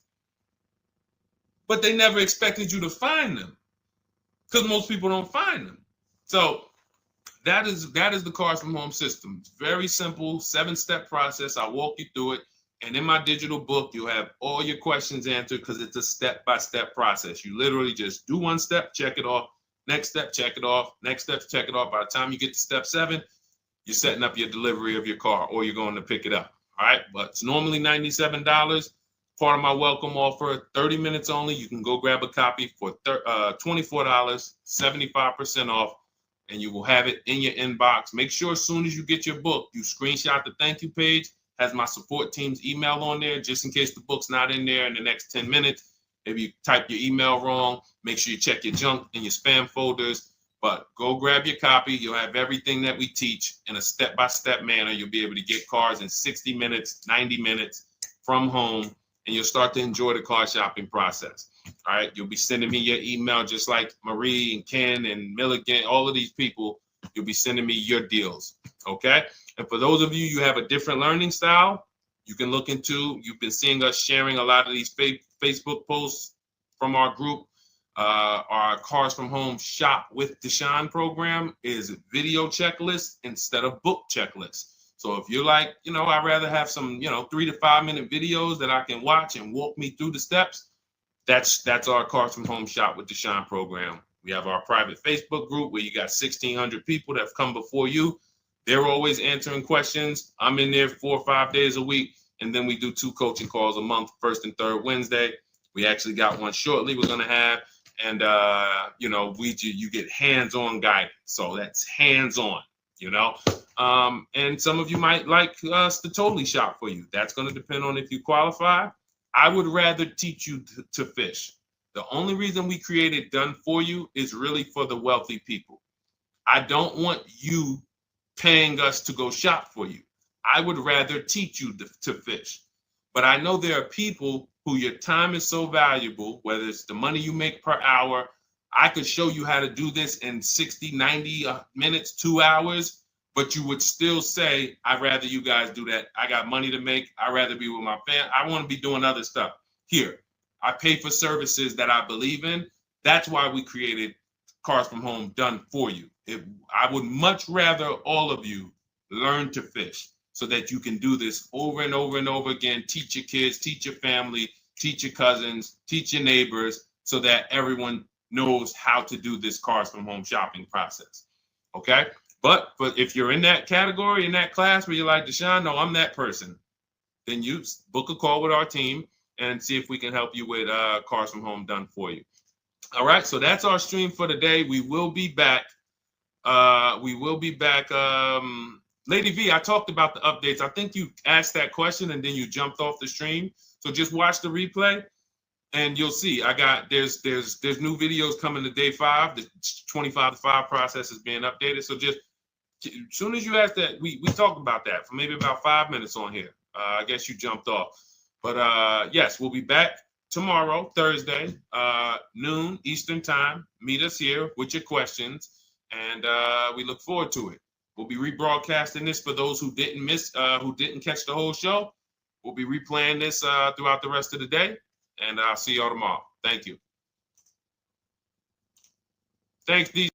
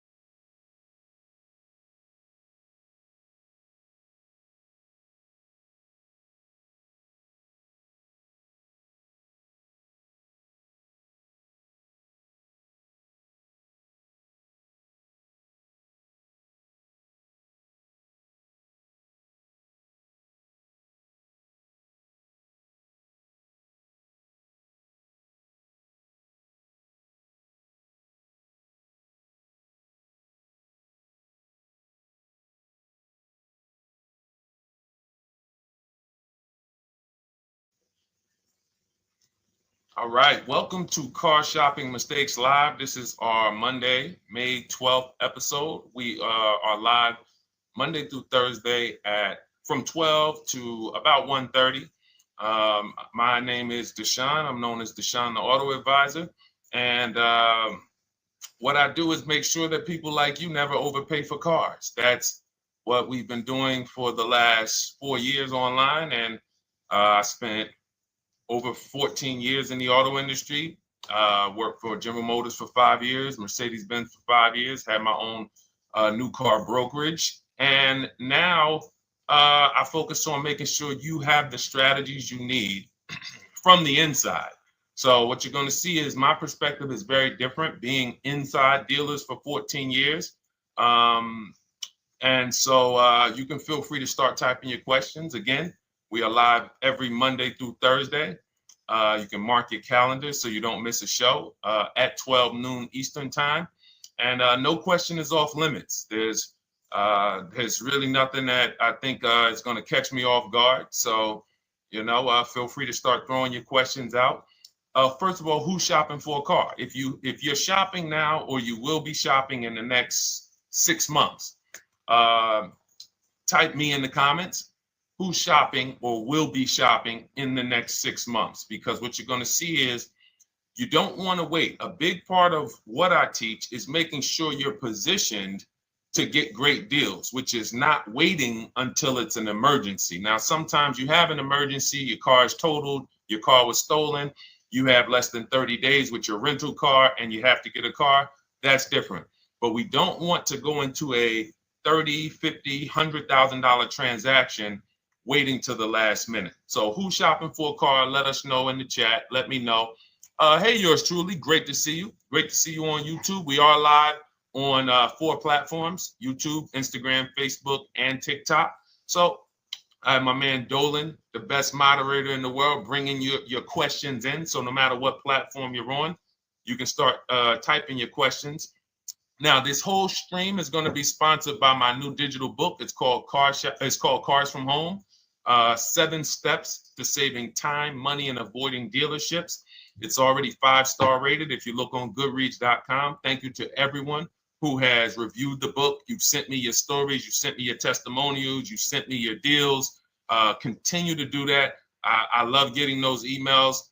It makes a big difference. People like Marie, she got 13,000 off using the book, using the steps. It's a simple do-it-yourself blueprint to really, really maximizing all the money in your car deals. And you can get a copy for the next 2 hours for 75% off. It's normally $97, but as part of our book launch special, you got your copy for 75% off, $24. So you can go to my TikTok bio, Instagram bio, the YouTube comments, or the Facebook comments. We have a link for you, and you can grab your book. You won't leave the stream. And you can come on back. Feel free to ask as many questions as your heart desires. All right. Good to see you, Nikki. Happy Monday. Great to see you.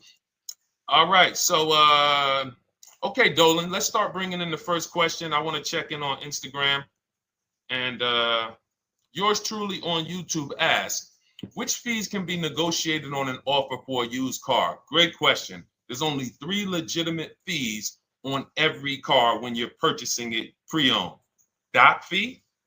Some people, you'll hear people say, oh, doc fees are made up fee. It's a legitimate fee. In fact, when you look on the purchase order, which is that long form after you get your car, you'll see it's oftentimes it's printed on there. So is it all profit for the dealership? Yes, it is, but it also is legitimate. Your DMV fees, plates, license, registration, and your taxes. So those are the legitimate fees. Now, what are not legitimate fees?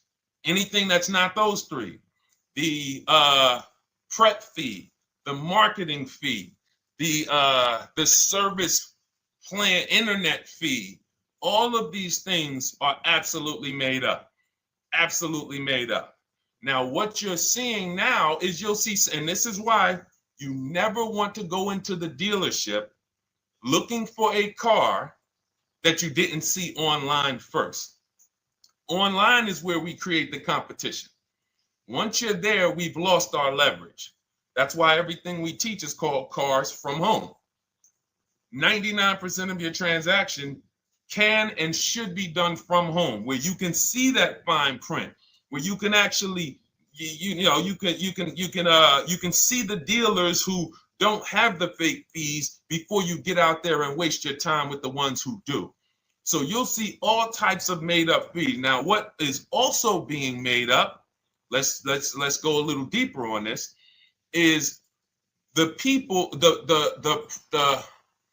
all right, if I put a mandatory service plan on my car, it's not, there's value there. It's not like the internet fee, which is just a ripoff, or the prep fee, which is just a ripoff.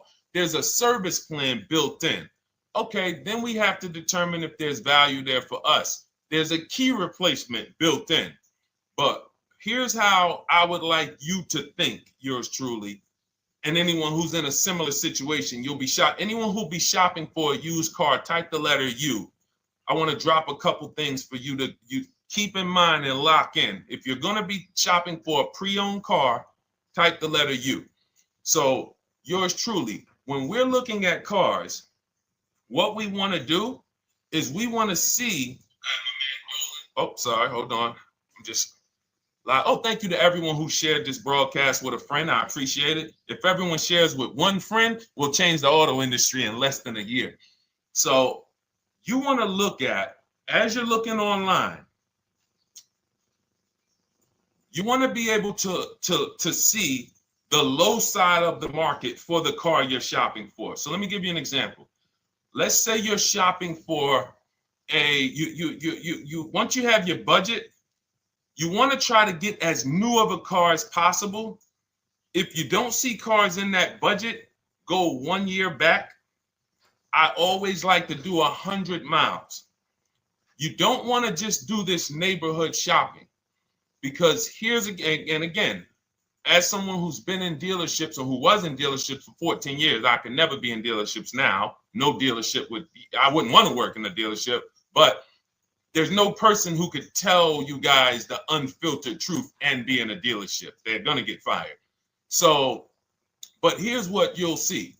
The total cost is what matters relative to how much the car was when it was brand new. I don't want you to pay attention to what they're offering the car for, because that is a made up number based on algorithms and market. Who's ever seen somebody, sometimes you're on a website and it'll say, this car it's a fair deal. It's a good deal. It's a great deal. Who's seen that? That's based on an algorithm. It doesn't actually, it's not real value. Here's what's real value. Let's say you're looking at 4 Honda Pilots. They're asking $22,000 for one, $23,000 for the other, $24,000 for the other, $25,000 for the other. So 22, 23, 24, 25, right? Now you're looking and you're like, well, these cars look a little similar. You know, this one, what's the best deal? Once you get the new window sticker of that Honda Pilot, you'll see one of these Honda Pilots was $45,000 when it was new. This other one was $46,000 when it was new. But this other one was $53,000 when it was brand new. And that's the one that's actually giving me the biggest discount. That's the value.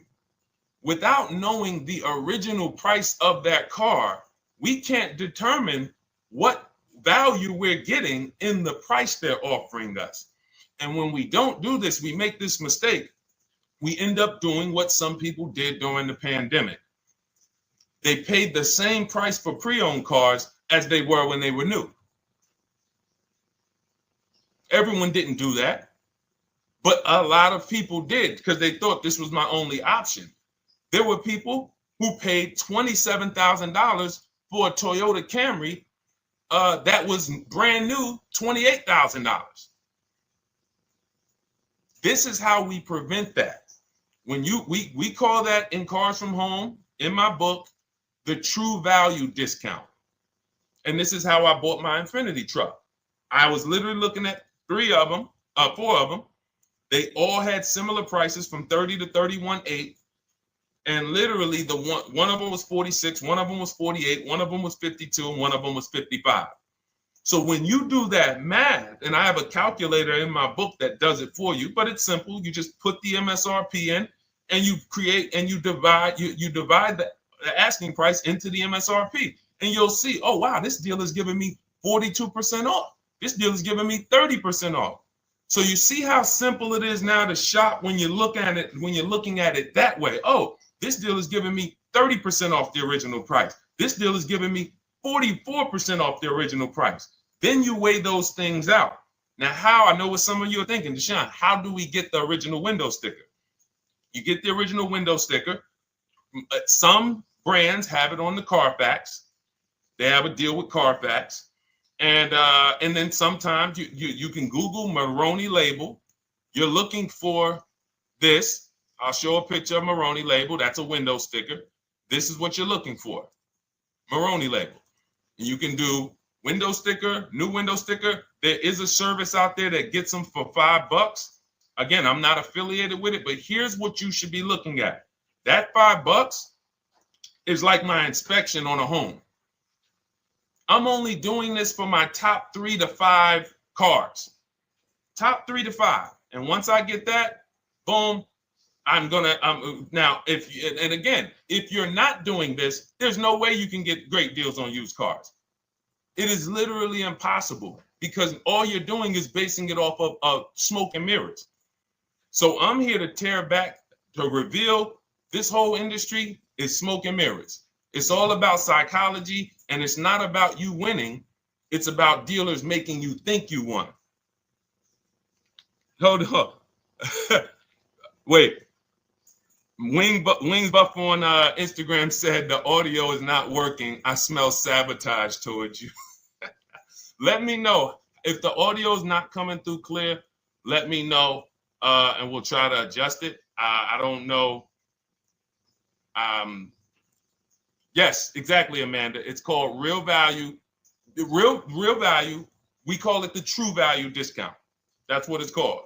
So it's biggest discount from the original price. So when you're out looking for pre-owned cars, your only mission is to look at, you can ask the dealer sometimes, hey, you got the original price of the car? Again, you don't buy a new car without it. Thanks, Creole Queen. I appreciate it. She said on TikTok, we're fine on TikTok. I don't know why it may be coming through different on Instagram, but maybe log out, log back in, and let us know if it's something that is just coming through on Instagram. But you'll see the difference. Type $ if y'all understand that before we move on, because we got a lot more questions coming in.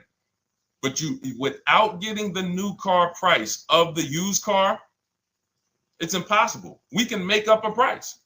We can literally just make up a price. Oh, we're asking $32,000 for the car. How do you know that's a good price? But when you know, oh, that car was originally $61,000, they're asking $32,000 for it. Oh, I saw another one over here. They're asking $30,000, but the original price was $50,000. It's not a good, you get what I'm saying? Lower price, which is what most people flock to. Oh, this one over here is $1,000 less. but that $1,000 less is getting you $8,000 less vehicle. Okay, type dollar signs.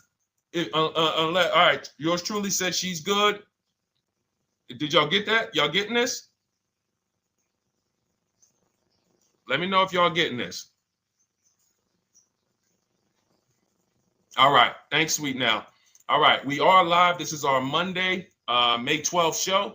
We do these shows Monday through Thursday, 12 noon to about 1:30 p.m. Eastern time. So we'll also rebroadcast the replay throughout the day. So if you couldn't catch it live, definitely catch the replay, and you'll be able to catch up on anything you missed. EJ, great to see you on Facebook. How do I buy a Tesla since they only are online and at one price? Great question. You don't negotiate with Teslas because they are actually one price. So when you look at a Tesla, you're actually looking at something none of the car dealers do, but they want to make you think they do it. One price, which means when you come into a Tesla in New Jersey, same price in California, same price in Florida, same price in North Dakota.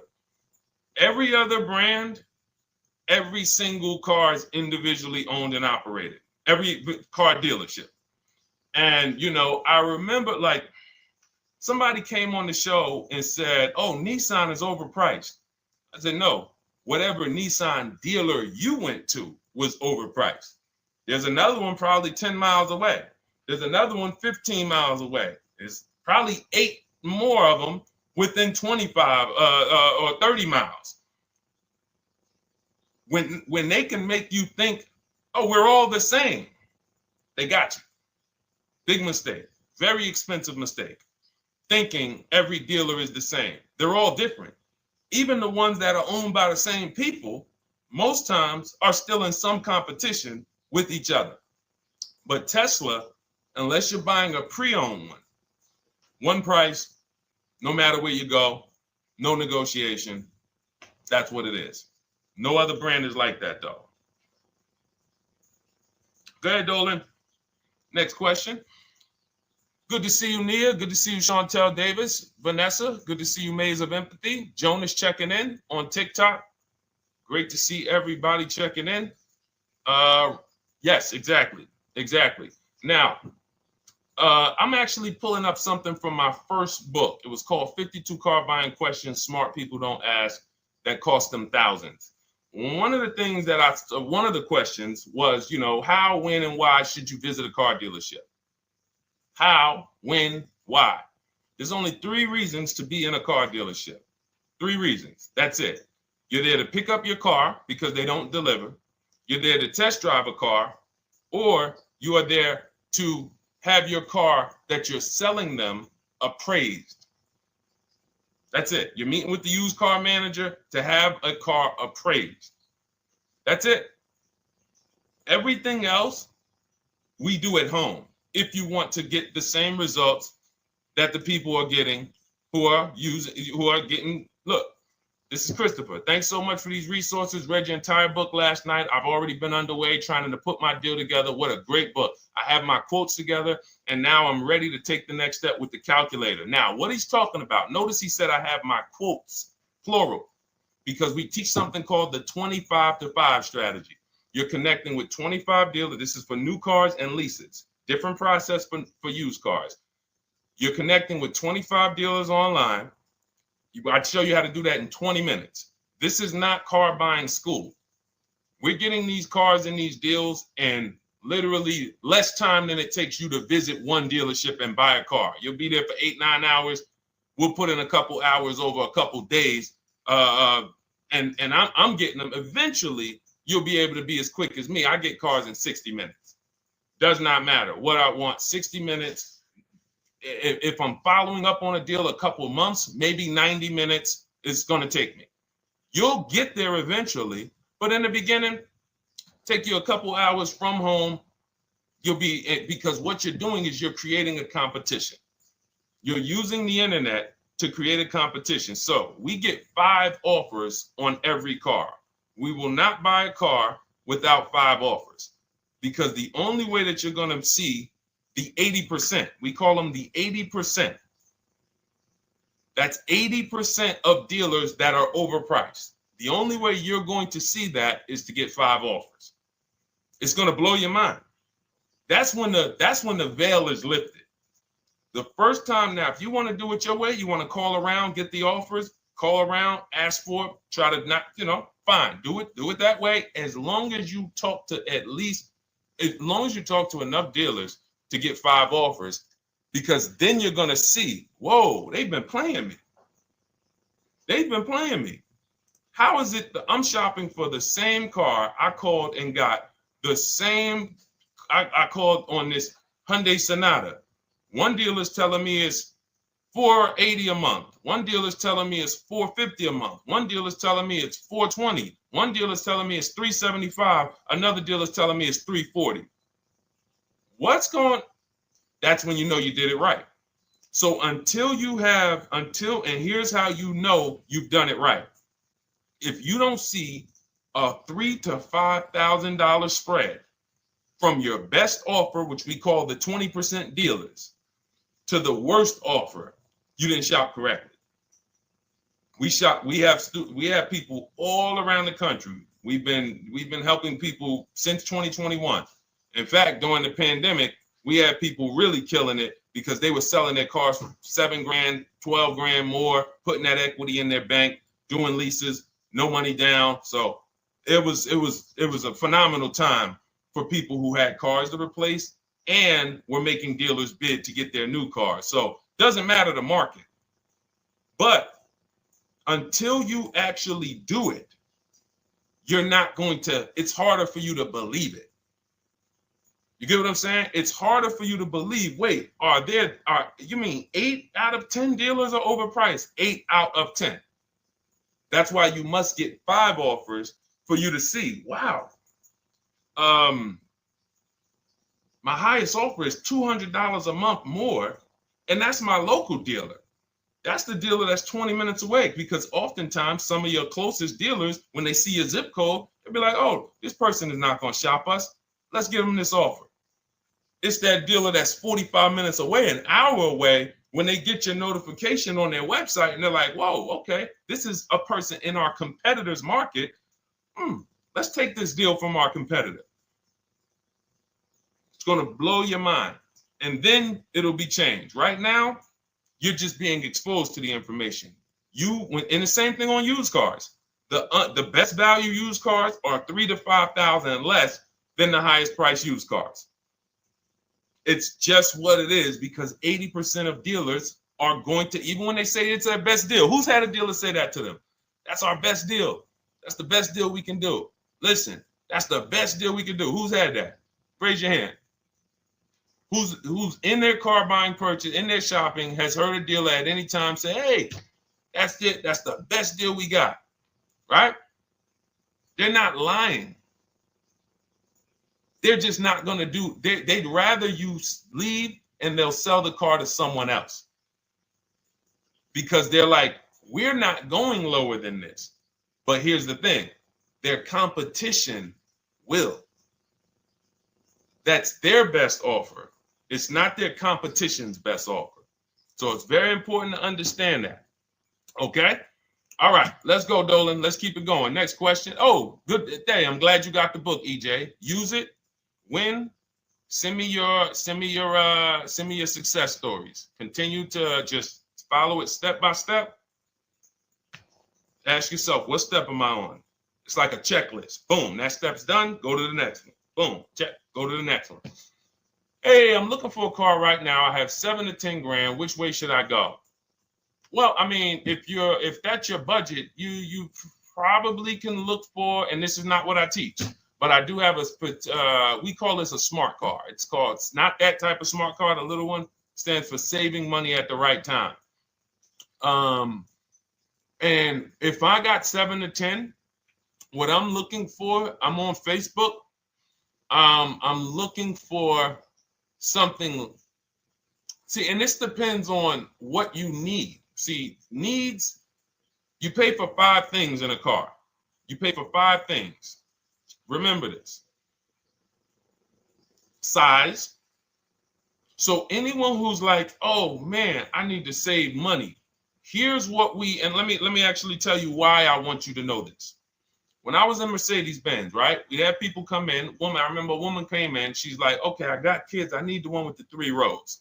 All right. So she needed the one with the 3 rows. We go through it. We pick it out. Once we get her a price on it, it's way outside of her budget. Now, here's what she says. Oh, what about the one, the 2-row one?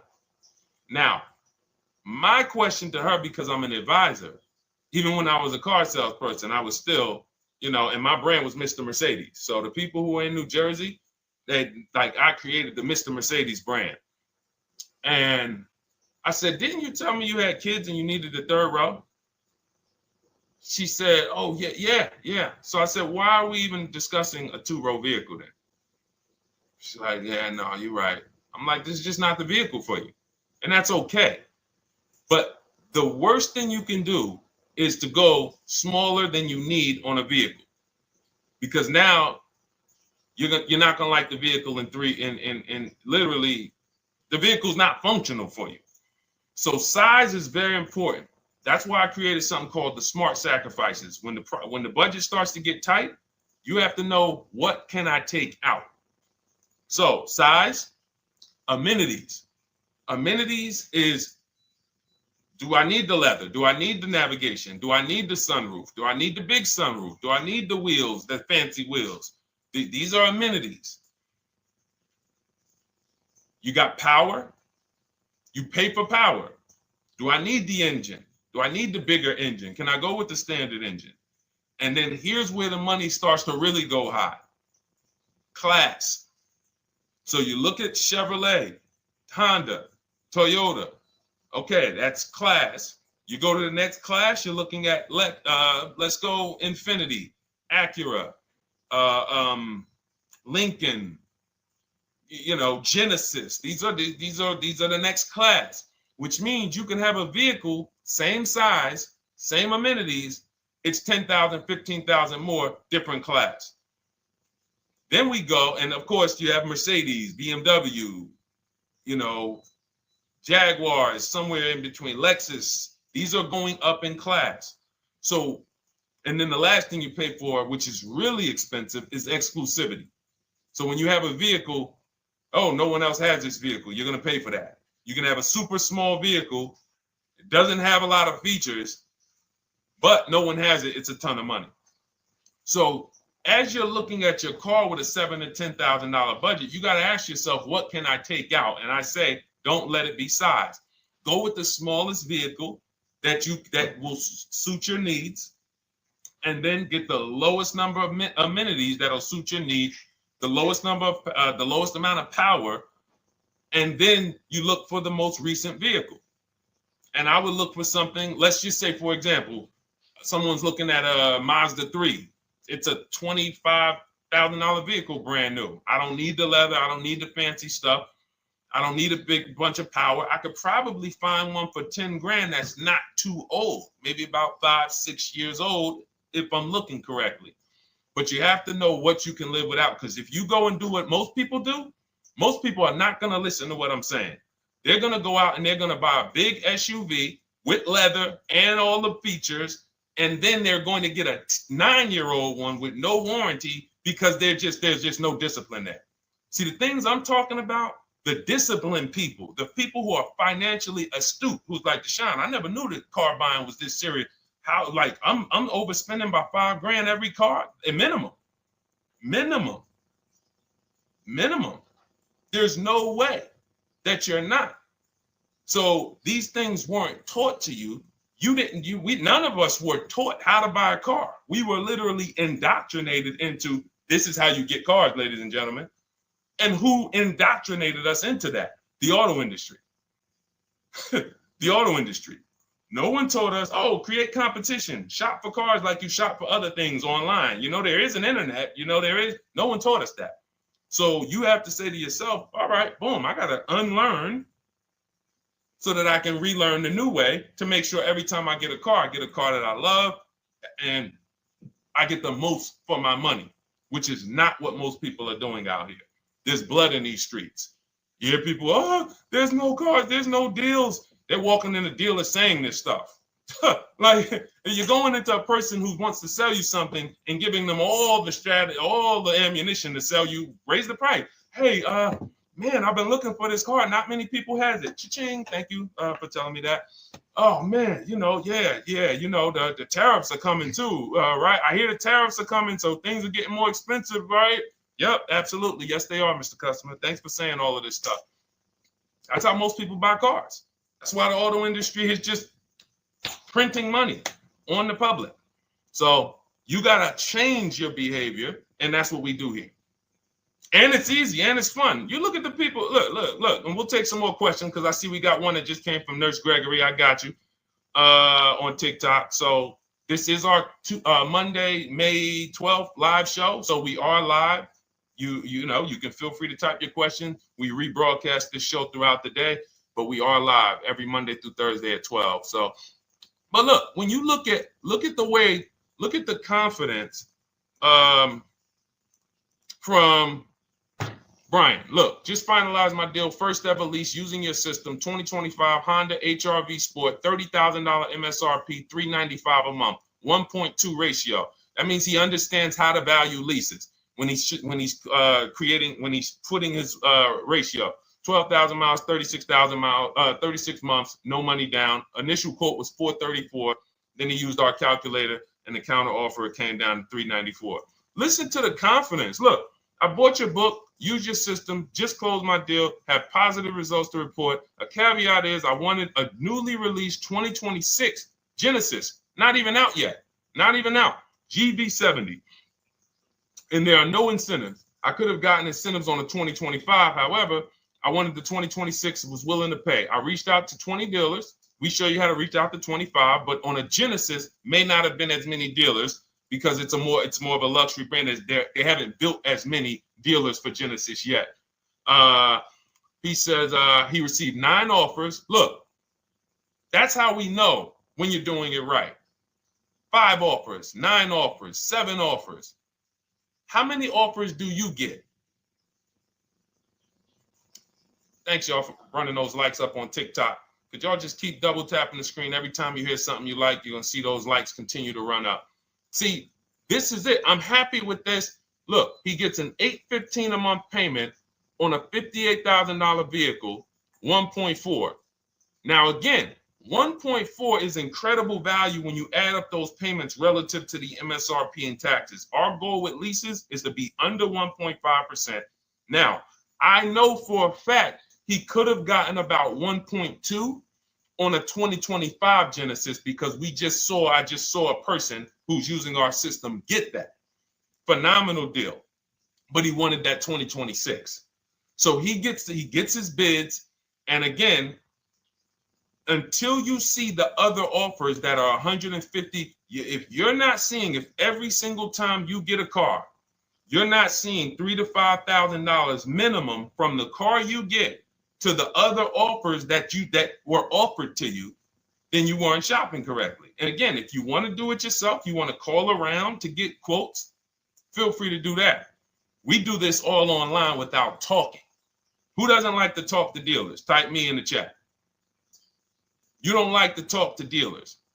So the people who are using our stuff, they're not going in trying to remember, oh, I'm in the dealership now. Let me say, what did Deshone tell me to say? All right. Oh, man, I'm not supposed to tell them about my trade-in. That's old 2005 stuff that car dealers been on. We've been knew about that stuff, that you were holding your trade-in till the end.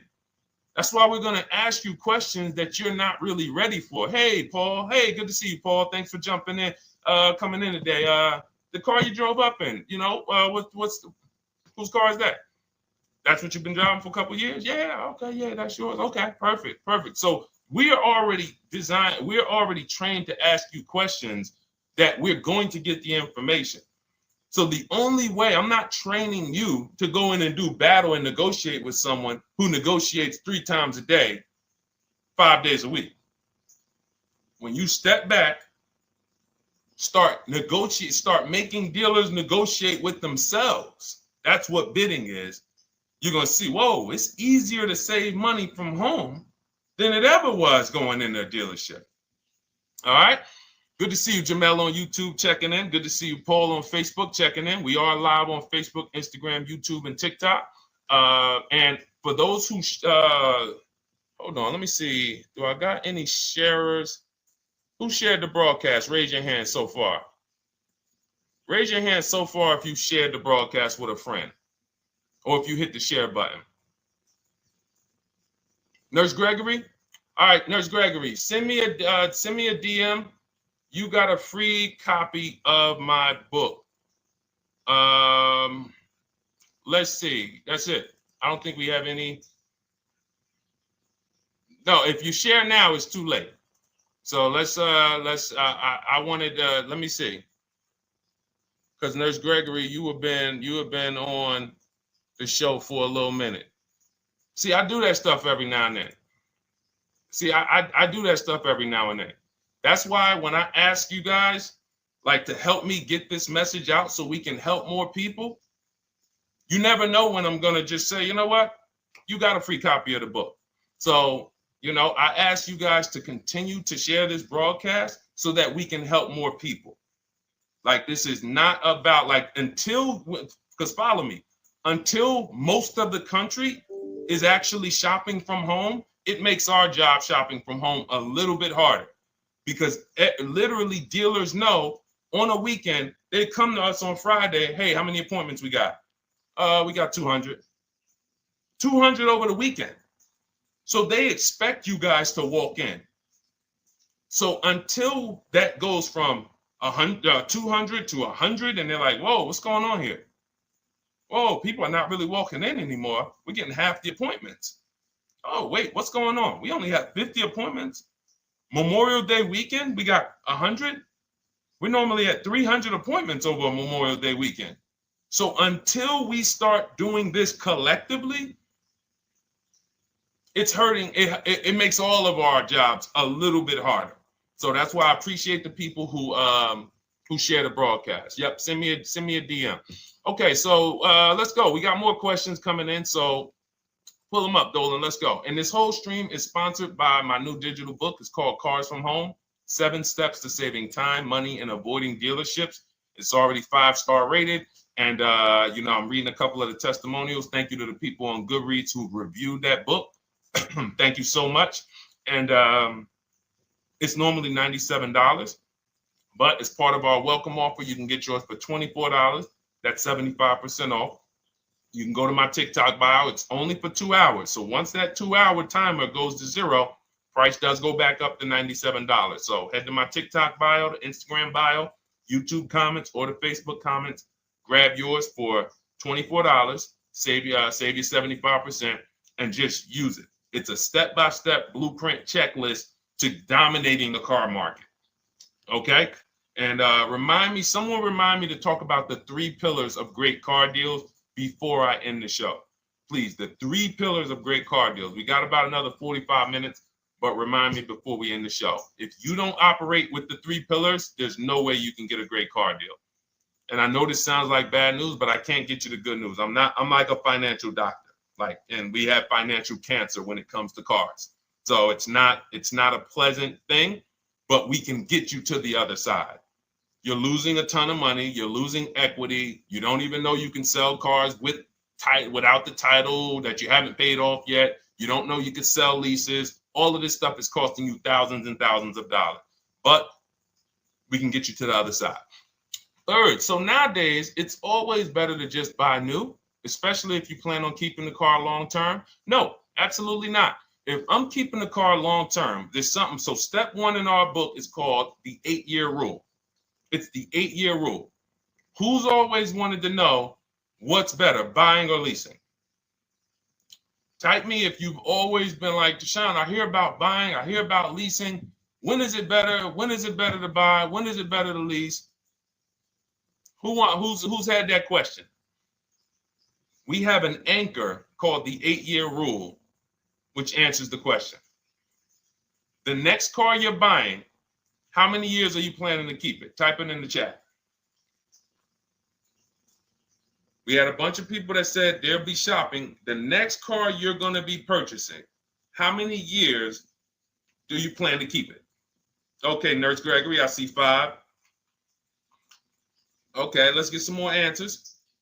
How many years do you plan on keeping the next car you are going to purchase?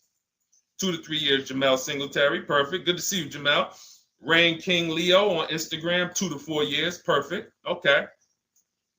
Paul on Facebook says as long as possible. You got to go with a year. See, that's the reason why. See, the longest possible will give me a year, a number of years, because you're going to see people be like, oh, I plan on keeping that car, and I didn't do the research to even find out that the car wouldn't last that long. So, like, I'm not going to buy certain cars planning to keep them as long as possible because it says literally around 100,000 miles, I'm going to start having problems with them. So if I buy them pre-owned, then I get to 80,000 miles. I mean, car starts having, so we need years. Mel Nelson on Facebook, 9. Paul, I see you, 10. Okay. Danielle Rosario on YouTube, 5 at least. So check this out. Roashu, I'm sorry, I probably butchered your name, on Instagram, 6. All right. DJ Ant Nice on TikTok, 6. Okay. 8-year rule says if your answer to that question was 8 years or longer, you should be shopping for a purchase, new or pre-owned, depending on your budget. Now, if your answer was less than 8, then you should be shopping for a lease. Both of these things come with caveats. Below market. Not these lease deals you see on commercials. Those are not lease deals. I don't even call them deals. None of those prices, as you guys see me share the leases that my students get all around the country and the people who read my book, you're going to be like, wait a minute. Those don't sound anything like the prices I see on the commercials. They're not. We get below market leases. And most of the time with no money down. We always shop with no money down. On a purchase, you need a below market purchase. Again, you should see $3,000 to $5,000 above on other cars that you didn't buy. So the car you got, whether you're purchasing it or leasing it, it should be $3,000 to $5,000 below the other offers that you've seen, the other cars that you've seen online. So when we look and say, do we go new or pre-owned? And I know some of you got shocked with who was taught never lease a car. Like when I just said the 8-year rule, and I said, hey, all of you who your answer, Jamel, 2 to 3, you should be shopping for a below market lease. Dario, YouTube, you should be shopping for a below market lease. Madison, Marv on Instagram, below market lease. Yep. Rain, you've had your car for 3 years. You're already debating getting rid of it. You should be shopping for a below market lease. Yep. Nurse Gregory, below market lease. DJ Ant Nice, below market lease. We'll talk about that in a little bit. You can ask why. But raise your, if you were taught never get a lease, never lease a car, let us know in the chat and we'll handle that. But I want to answer the rest of this question because he asks, is it always better to buy new? So if his answer, for those of you who said, I'm keeping more than 8 years, I'm not breaking the 8-year rule, I'm shopping, don't think about leasing. You're keeping at least 8 years, leasing should not even be in your vocabulary. Now, new or pre-owned. That's based on 2 things. First is budget, because you want to go over your needs and say, what do I need? Can I get everything I need in a car for my budget? New? No. Most times, you can't. So if you have a large budget and you're like, Deshone, I could actually go new or pre-owned. What should I get? Now that's a matter of your values. The values say, I've had 2 groups of people, long-term people. When I was in dealerships, some of you know I was with Mercedes for 5 years, General Motors for 5 years. I've been in the auto industry for 14 years.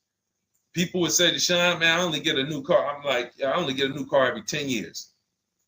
That's why I get my new car. I'm going to treat myself. That's values. Now, some people say, well, I could afford both, but you know what? I want to knock 20, 30, 40% off the price. That's values. So it's a matter of your values. If you can afford both. But no, there's no one size fits all formula. That's what got you guys in trouble. That's where you get in trouble at. Listening to people online that say, all of you should do this. All of you who's heard people say, this is the funniest thing in the world to me. Who's heard people say some teachers, car gurus who've only bought 30 cars in their life, they think they're a guru. Who's heard them say, never buy a new car? No one should ever buy a new car ever. Who's heard that? Who's heard that? Who's heard that? I'm going to tell y'all how funny this is and how bad this advice is. And one day, if I would love to be on a panel with like people who talk cars. All I need is 10 minutes. We're gonna rip them from leasing down to everything. So everyone should buy a used car, right? Oh, wait, I don't want to talk about your dad though. Miss you dad. She said I heard it from my dad. All right, but your dad probably is not saying everyone should buy used cars. There are people who say, all right, Paul, you've heard it. All right, Rain King Leo, you've heard it. So let me ask you a question. If we ask some of these people who swear, hey, none of you should ever buy, and they talk to millions of people, and they preach this, no one should ever buy a used car. So here's the question. How do the cars become used if no one should buy a pre-owned car? If no one should buy a new car, rather, how do the cars become used? So let's just say you could snap your fingers. So if you had it your way, no one would buy a used car. No one would ever buy a used car, ever. So you snap your fingers, that would be your wish, right? Yes, exactly. So how do the cars become used then?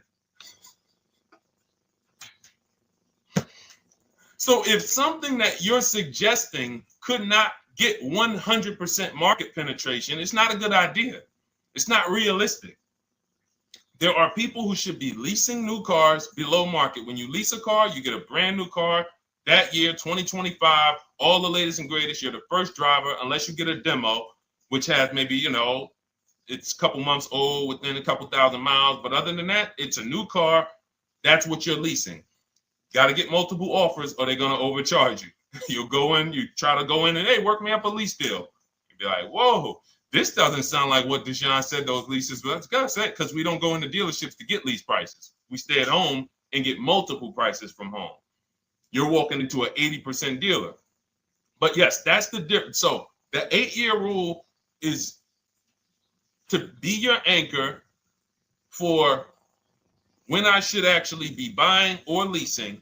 And then once you go and say, I'm buying because I'm keeping 8 years, then you let your budget dictate whether you're going to shop new or used, and then you if you could afford both, it's a matter of your values. You want to treat yourself to a new car because you can afford it, make sure you get a below market deal, multiple offers, or do I want to get a pre-owned car so I can knock 20, 30, 40% off the price? Okay? All of this is in my digital book, Cars from Home, 7 Steps to Saving Time, Money, and Avoiding Dealerships. You can get your copy for 75% off for the next 2 hours. That's our welcome offer. And you'll have everything I teach about how to get below market leases, below market purchases, below market bank bidding wars. We created something called the bank bidding war. For those of you who are going to need a loan, where do you get your loan from? Some of you say the dealer. Some of you say, oh, I get it from my credit union. Some of you say, oh, I get it from my bank. This needs to be a bid.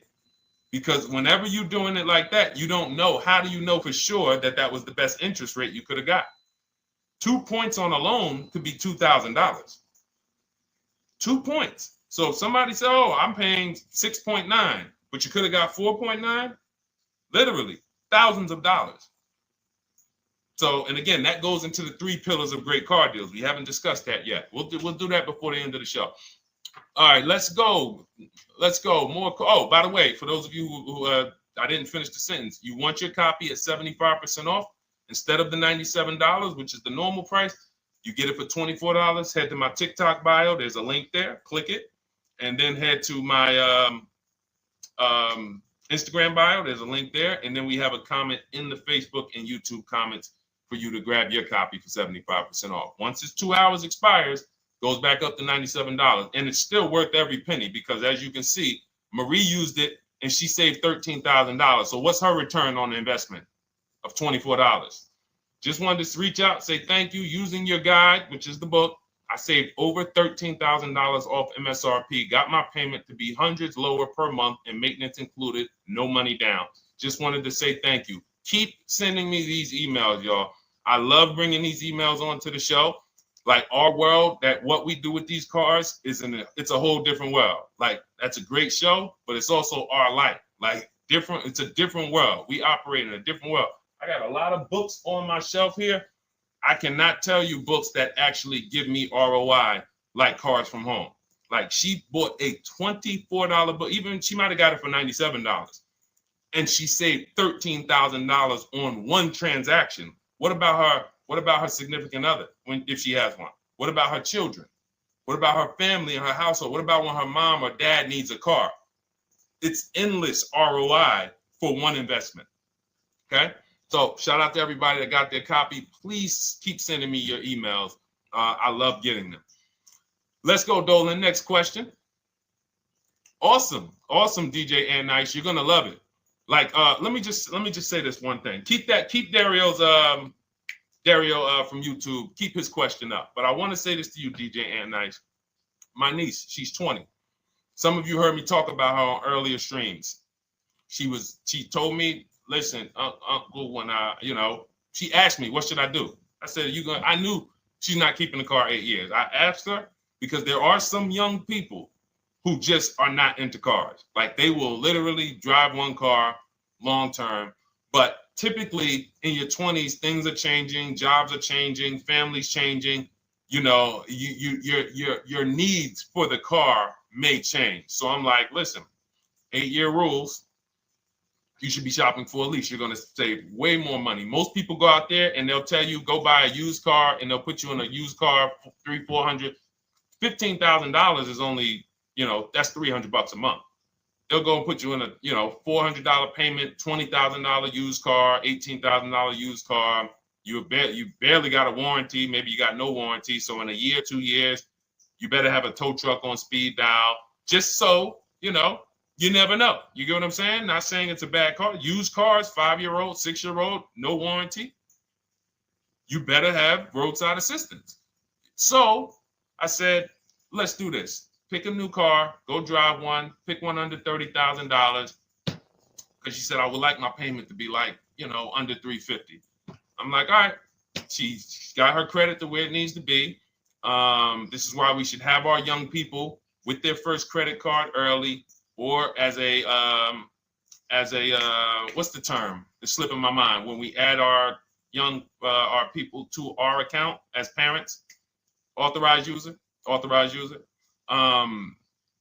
And so she goes out, she drives the Hyundai Sonata.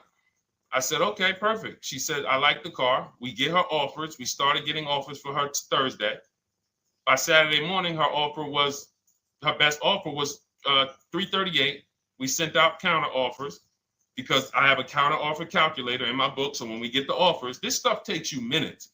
Again, I'm not inviting anyone to college to be a car salesman. I'm inviting you to a system that will help you get cars in 90 minutes. So we get her offers. We send out the counter offer. We're probably going to land somewhere around because she only needs 10,000 miles. She's probably going to be about $295.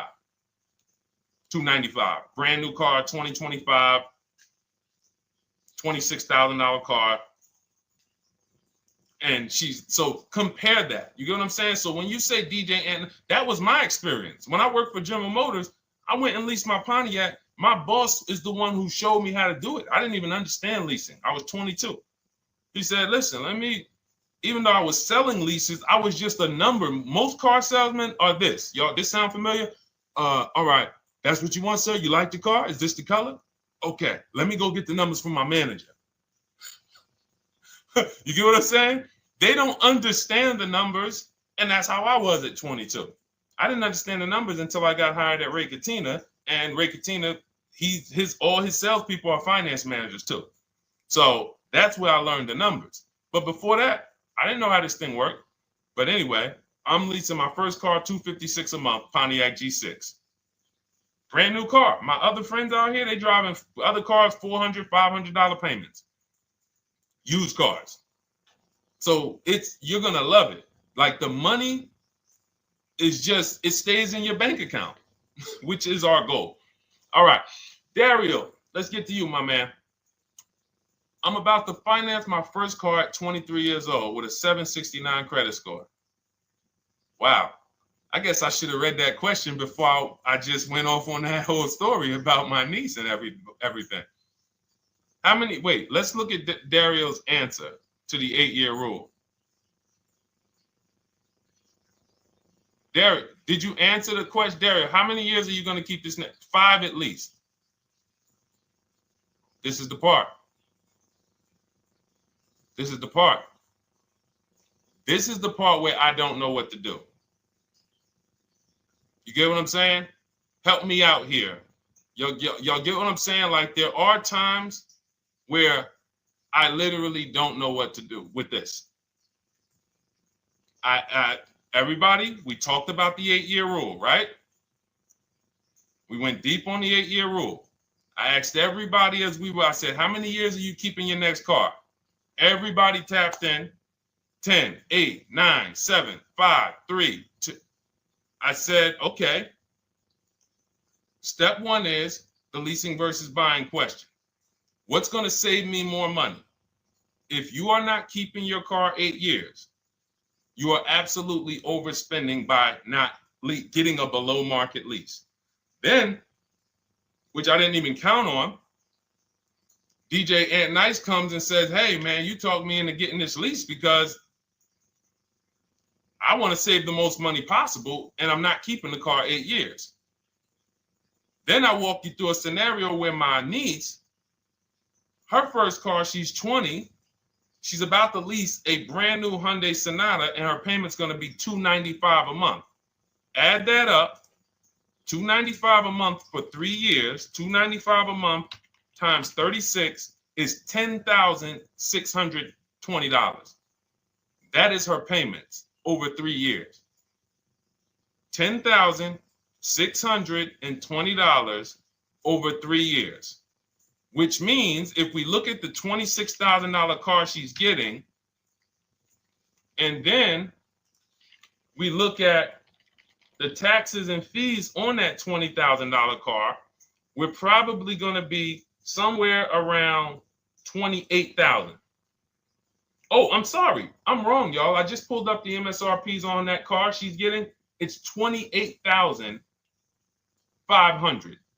$28,500. She's paying a little over $10,000 to drive a $28,000 car that with taxes and fees would probably put her around $30,000. A little more, but let's just say you get a little discount, $30,000. She's paying. So if she bought this car, what would that car be worth in 3 years?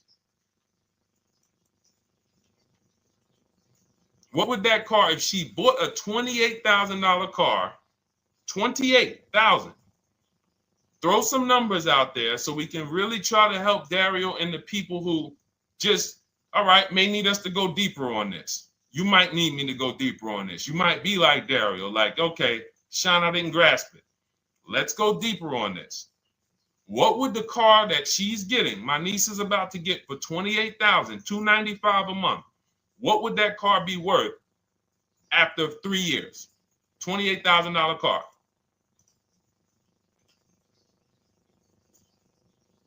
KJ Wonder, it's in the bio. Just click that link in the bio and you'll see a link that says $24 welcome special. Go grab it and come on back to the stream.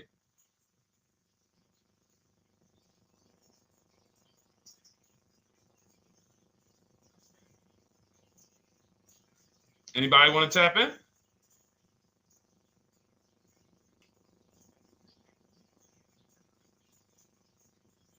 Thank you, DJ and Nice.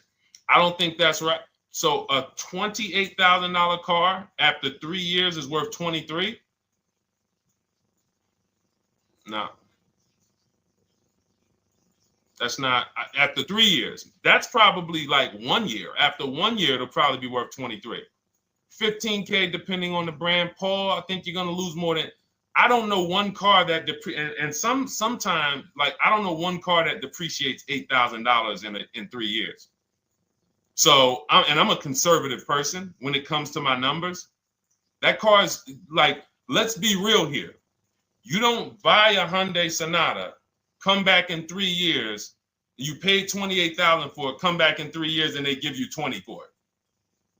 It's going to be more like 13,000, 15,000. What if you have an accident? You get what I'm saying?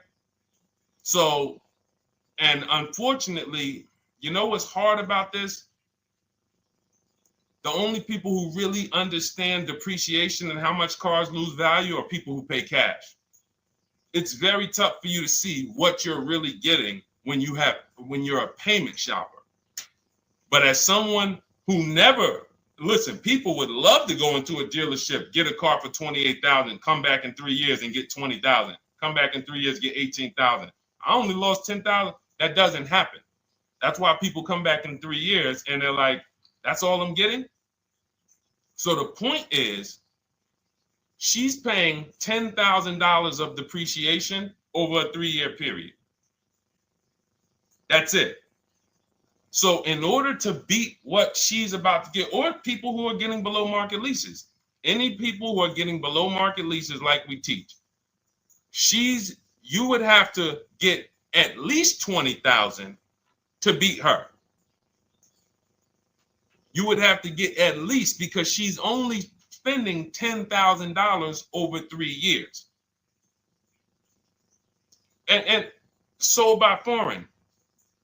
Guys, this is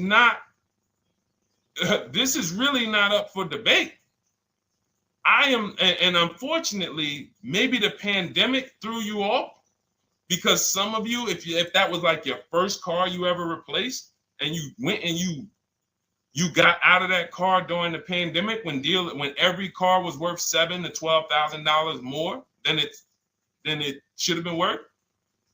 You can't do that today. And we had people right after the pandemic writing me saying, oh, yeah, I'm going to do this, and then I'll go and trade that and get all my money back like I just did before. No. That was a very rare case of limited supply, the supply chain of cars. Now, we might see that again with tariffs. When tariffs come, we might actually see our cars appreciate, because the whole new car market is going to be more expensive. But cars are not, literally the depreciation curve on most cars are 15% the first year, sometimes 20, another 15% the second year, 10%, 5%, and then it gets smaller. Once you get to about 7 years, the depreciation starts to cool off. You're losing 50% of the value in the first 5 years. And if you drive a lot, you're going to lose it quicker. So when we look at paying a small amount of money for a expensive car, that's what leasing is. So there's no, and let's wrap it up like this. If she would have bought this car, because this is really a leasing versus buying lesson. And I don't know, however deep we need to go on it, that's how much deep we need to go until some people it clicks, because it may not click for everyone. I'm trying to make it as simple as I can, which is why I'm only talking about what's coming out of your bank account. Like, isn't that what we're supposed to care about? But for some reason, some of us are thinking about other things when it comes to cars. We go into somewhere else. So let's look at if she would have bought this same car, the same $28,000 car with taxes and fees, probably about 31 and change. But let's just round it off to 30. What's her car payment, everyone? Those of you who know the rule, every $5,000 is about how much per month on a loan?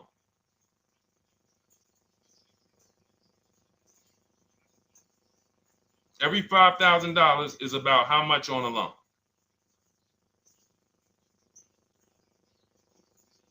Now, every 5,000, thank you, DJ Ant Nice, you got it, $100. So again, these are videos that I make that, thank God, has been seen hundreds of thousands of times, some of them into the million. Every $5,000 is about $100 per month on a 5-year loan. Yep, you got it, Jamel. So what would this car cost her that was 30? Thank you, Tony, man. It would cost her $600 a month. So the same car that she's leasing for $295 a month would cost her $600 a month if she wanted to purchase it. Now let's throw one more scenario in there. Let's say she finds one for this price that yours truly said, about $18,000. She gets a 3-year-old used one. 3-year-old used car, good mileage on it, taxes and fees. She's a little over, let's round it off to $20,000. What's her payment? What's her payment? For a 3-year-old used version of what she's getting new right now. $400. So where does it make sense to purchase at? Thank you, D-Boss. On TikTok, we see you. We are live. This is our Monday, May 12th live show. We're live from 12 to about 1:30 Eastern time, Monday through Thursday. Mark your calendars so you don't miss a show. 400. Where does it make sense at? I'm on my 7th lease.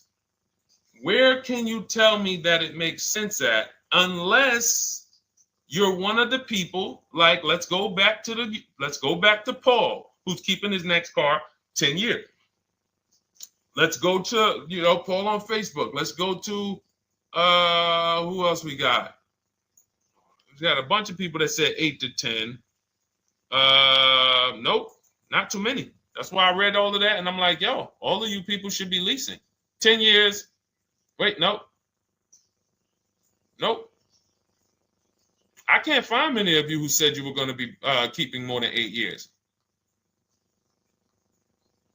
So where does it make sense at? That's 3 scenarios where we took the same exact car that she's about to get for $295 a month, brand new 2025. We said, okay, if she got the same deal on that new car, she'd be paying $600 a month for 5 years.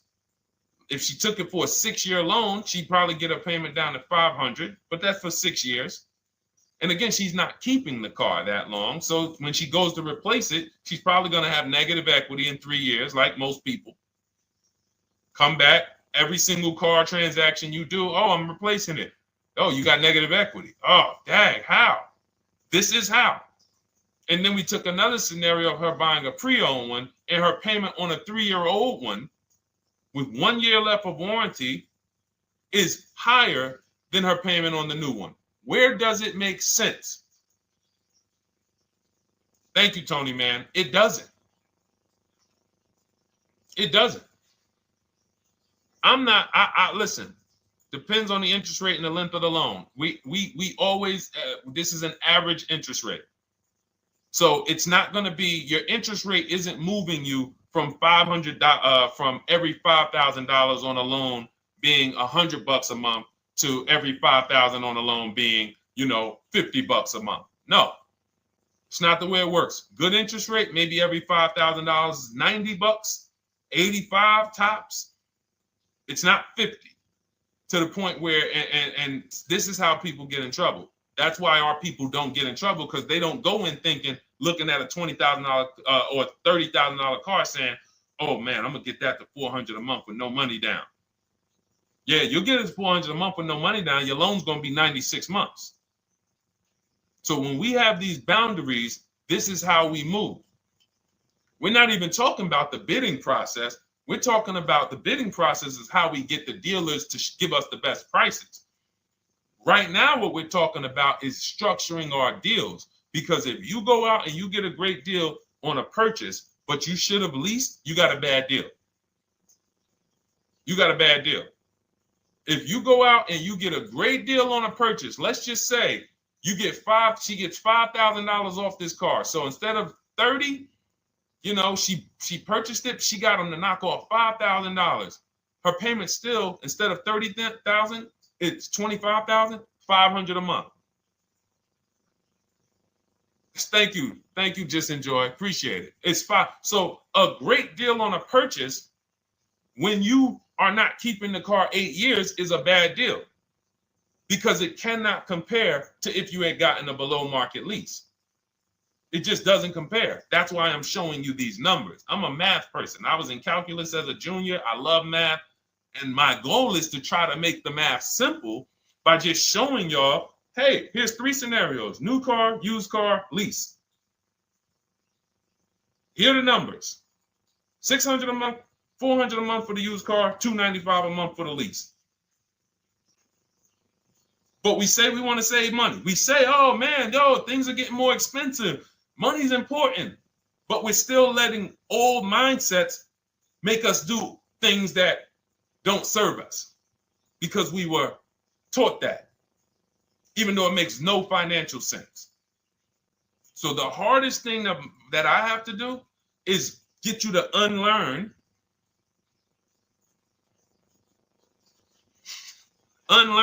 what you have been taught. That's why I represent this brand, because I realize I can't do anything for you until you get rid of the bad stuff that you picked up. You didn't go to school and you were indoctrinated into this is how they taught me to get cars, even though it makes no sense. It creates buyer's remorse. You leave the dealership hoping you got a good deal. I hope I did all right. You wouldn't bet a dime on it if somebody came up to you, hey, would you bet money that you really didn't get a good deal? You would be like, oh no, I wouldn't take that bet. I don't. No, you have no confidence, no guarantees, nothing. And this is what people are still staying in. So when we talk, we're inviting you to the new way. We call it, this is the new way. And so everything that we're talking about, you can get in my literally my video, my step-by-step checklist, Cars from Home, 7 steps to saving time, money, and avoiding dealership. You don't have to worry about trying to remember this. You can literally get it in book form. It's a digital book. You don't have to wait for the mail. And the thing about the digital book is when something new happens, I update the book. Like a year ago, we had Room in the book. Room went out of business. If you had a physical copy that you had bought, now here I am talking to you about, oh, now guys, you got to get volume 2. No, I just went in, we update the master file, Room's going, process stays the same. So that's the thing. So it's normally $97, but as part of our book launch special, you can get your copy for $24, 75% off. It's a 2-hour only offer. So next 2 hours, if you visited, you'll see the timer. Once it gets to 0, the investment is $97, and it's worth every single penny. The return on that $97 will be incredible. But if you get there before the offer expires, you get yours for $24. So head to my TikTok bio, click that link, my Instagram bio, the YouTube comments, or the Facebook comments. We have a link there for you. Grab your copy for 75% off. All right. All right, Dolan, let's go. We got time for a couple more questions.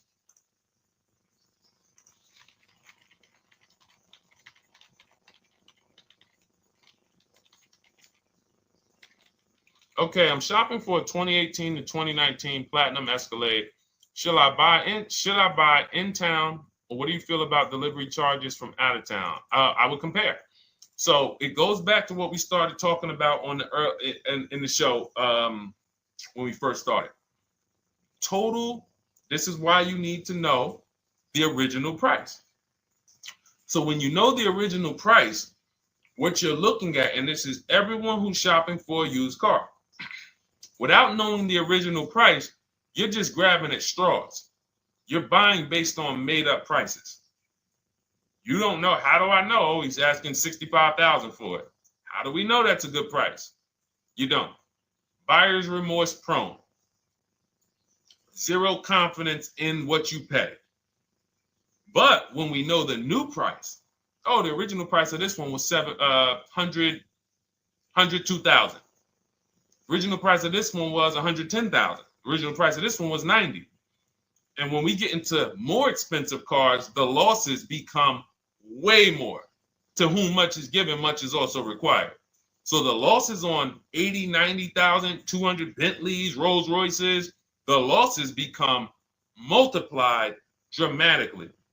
So if we knew, okay, this one was originally $102,000, they're offering this for $60,000. Oh man, they're giving me, 50, they're giving me 45% off.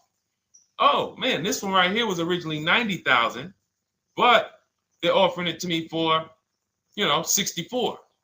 Well, they're only giving me 30% off.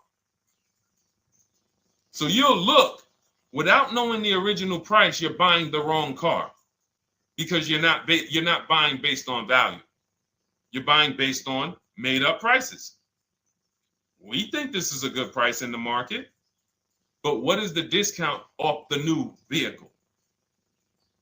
That's the only thing. And then you use that and you say, okay, well, this one's giving me 45% off. It has 29,000 miles. This one's giving me 30% off. It only has 15,000 miles. And you can judge more accurately. You can judge accurately when you know real discounts versus nothing.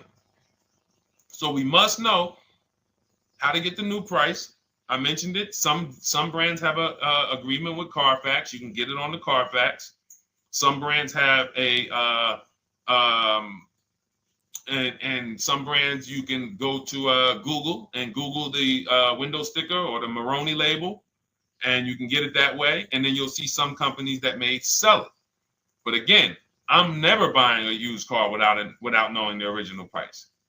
And anyone who's listening to me and using the Cars from Home system, none of these people, Christy, look, none of these people, Milligan, Courtney, Melissa, Sheree, Ken, none of these people are buying a used car without knowing the price, the original price. That's how they get you. So when we look at what the price is with delivery, we're just factoring that in to the overall. So with the delivery, I'm still getting 42% off the original price. With the delivery, I'm still getting, so you factor all in cost compared to the original MSRP, and that tells you what the good deal is or what is not the good deal. And many of you're going to see, whoa, I've been buying used cars that really don't have, because you're going to pass on a lot of cars. Once you actually start using what we teach, it's an elimination system. It's a sorting process. We weed out the garbage. So a lot of the cars that you would have normally gotten thinking it was the good deal, you're going to see, whoa, if I didn't know this, I would have got that car, because that car is $2,000 less money online.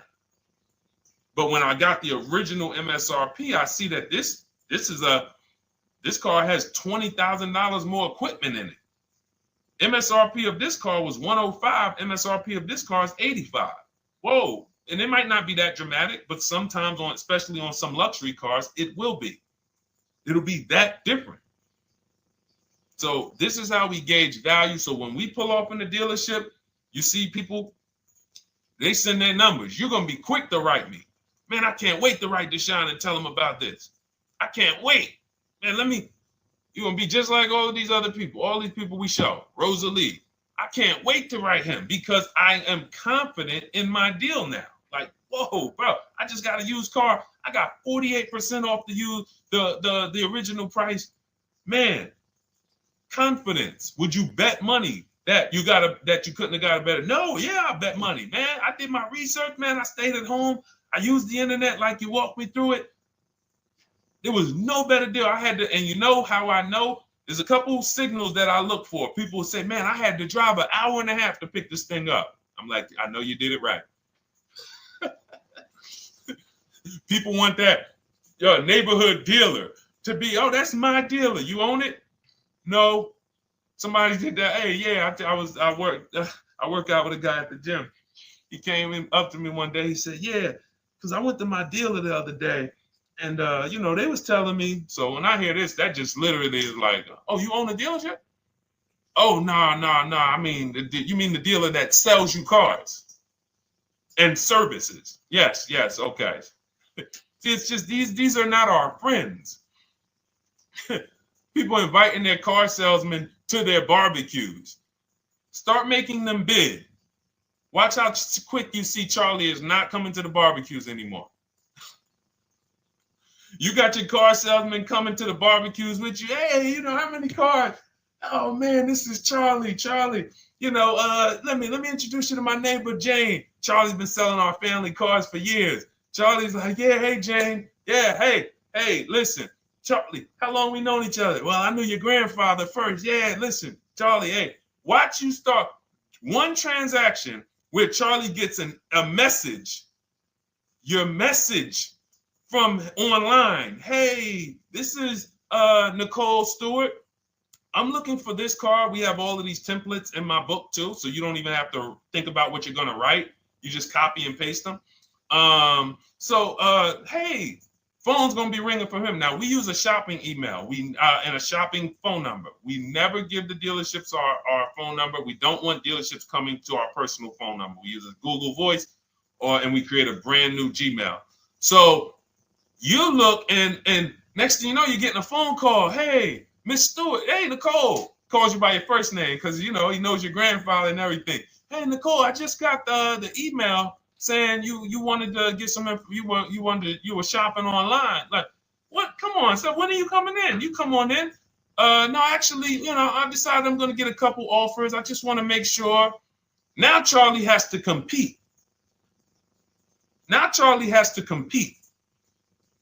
And you're going to see that Charlie doesn't like to compete. He likes to make you think he gives you a great deal. And what you're going to see is Charlie's not going to win that battle all the time. Now, sometimes they'll go to bat and say, listen, I just got to do. But if he works for an 80% dealer, they're not going to let him go low enough to sell the car to you and win the bid. They're not going to let it happen. He can't do it. And then Charlie, that'll be the last barbecue that Charlie came to. Last barbecue. Oh, man. So, wait a minute. Molly, pull up Molly on Facebook's comment. Dolan, she just commented. We are live, y'all. This is our Monday, May 12th show. We do these shows from Monday through Thursday, 12 noon to about 1:30. So make sure you set your calendars and tell your friends and family because they're out there shopping right now and they're getting their heads chopped off. I hope YouTube doesn't censor me for that, but they are. And if we were to look at their car deals compared to what our people are paying, you would be like, yo, they got. So pull up Molly's comment, please. Okay, there we go. After listening to you, okay, I got called in for another option of SUV I ordered, and boom, they had over $6,840 in options. Ceramic coating, tint, theft protection, yet they kept going down on the price but never removed it. I left. See, and this is, so there's one thing you did wise was to not take the deal. What I want you to get to is the point where people can no longer waste your time. When you get to a point, see, with all of you using the Cars from Home system in my digital book, it's impossible to have anyone waste your time. Because when they waste your time, they actually still feel like they won. I'm going to tell you why. We're going to sell this car to someone else. And you still need a car. So that's why that's a reason why who's heard wait till the end, this bad negotiating advice, wait till the end to tell them you have a trade. They know that they literally will do this whole negotiation. You've been in there for 3 hours, 4 hours. Now you spring your trade in on them and they know, well, we don't have to give her what she wants. We don't have to give her 16,000. Yeah, offer her 14. Offer her 14. Because she's been in here negotiating back and forth. We already dropped our price a little bit. We still got profit we're making, but listen, let's try to make some of that back on the trade-in. All right, offer her 14. Now you've been in here and you're like, no, wait, I know I could get 16 for it. Listen, the car's worth 14. I mean, listen, if you could get 16, God bless. Now they're in a position of strength because if you walk away, you still need a car. You've wasted hours of your time. And if you take the deal, they won.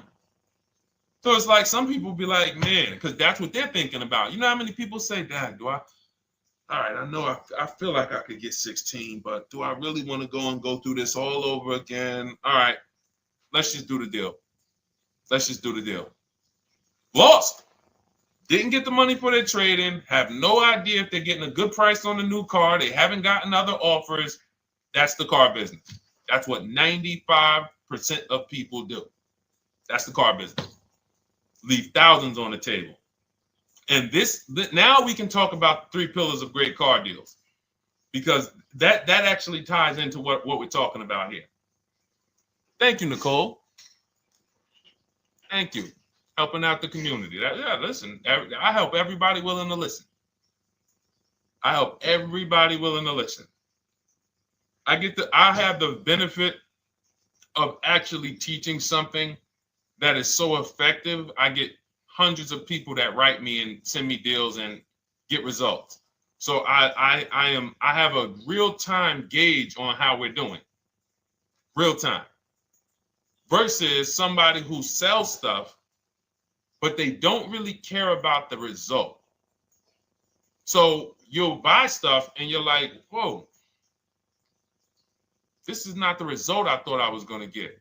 All we do is hold ourselves accountable to the results. And as long as we keep getting these emails in, as long as we keep getting people writing us, taking pictures, sending stuff, we know people out here getting the same types of deals that I would be getting. And that's what I want. I don't want anyone taking a deal that I wouldn't take. As somebody who's done thousands of transactions with Mercedes and General Motors, leased 7 cars. I'm the one my friends call. They've been calling me for 7 years, 8 years. Deshone, all right, man, I need a car. I'm good. Listen, this is what I do. And the way that we give them peace of mind is the comparison offers. You only have peace of mind with comparative offers. There's nothing else. That's why you can buy spaghetti sauce, and that's why you can buy a TV on Amazon in 5 minutes, 10 minutes. Because you're going to go through, boom, okay, all right, let me check Walmart.com. All right, let me check this site. All right, let me check this site. All right, this one's the best. You spend $800, $400 in 15, 20 minutes. And not feel buyer's remorse because you've seen the options. Buyer's remorse comes from not seeing other options. It's that simple. All right, let's go. All right, Dolan, we got time for. All right, yeah, throw another one in, Dolan. Let's go. All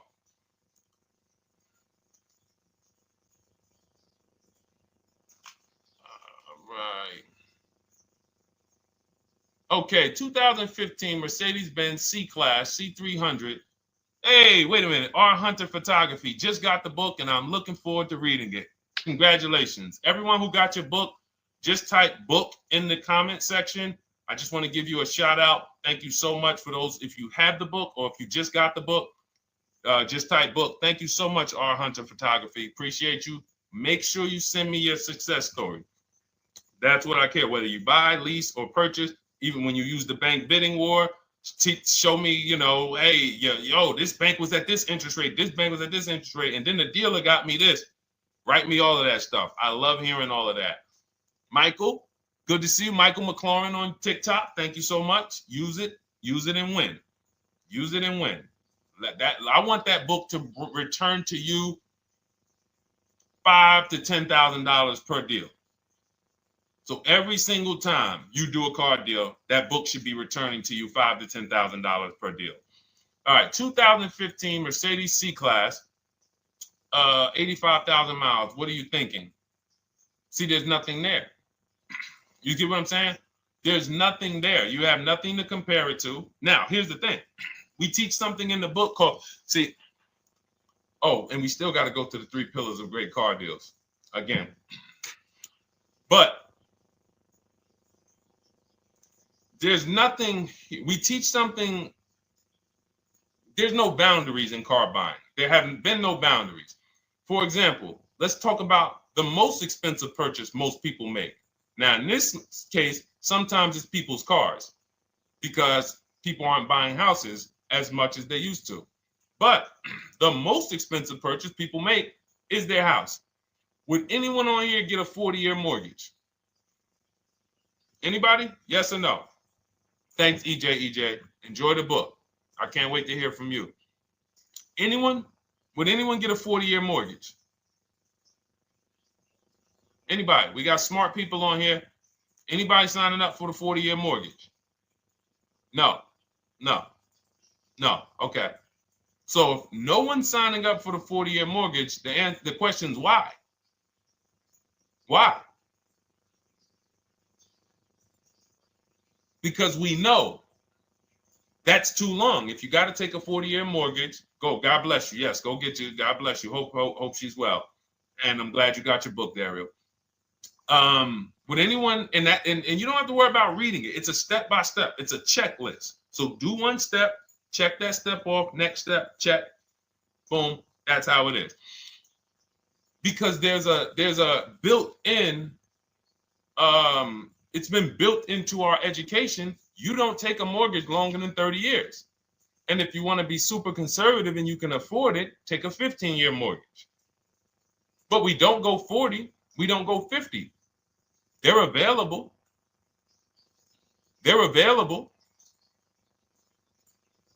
That's the same thing with 8-year car loans, 7-year car loans.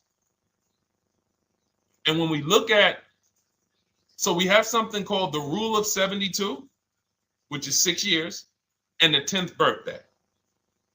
What this says is you should never take a loan longer than 6 years, 72 months, and you should have the car paid off by the 10th birthday.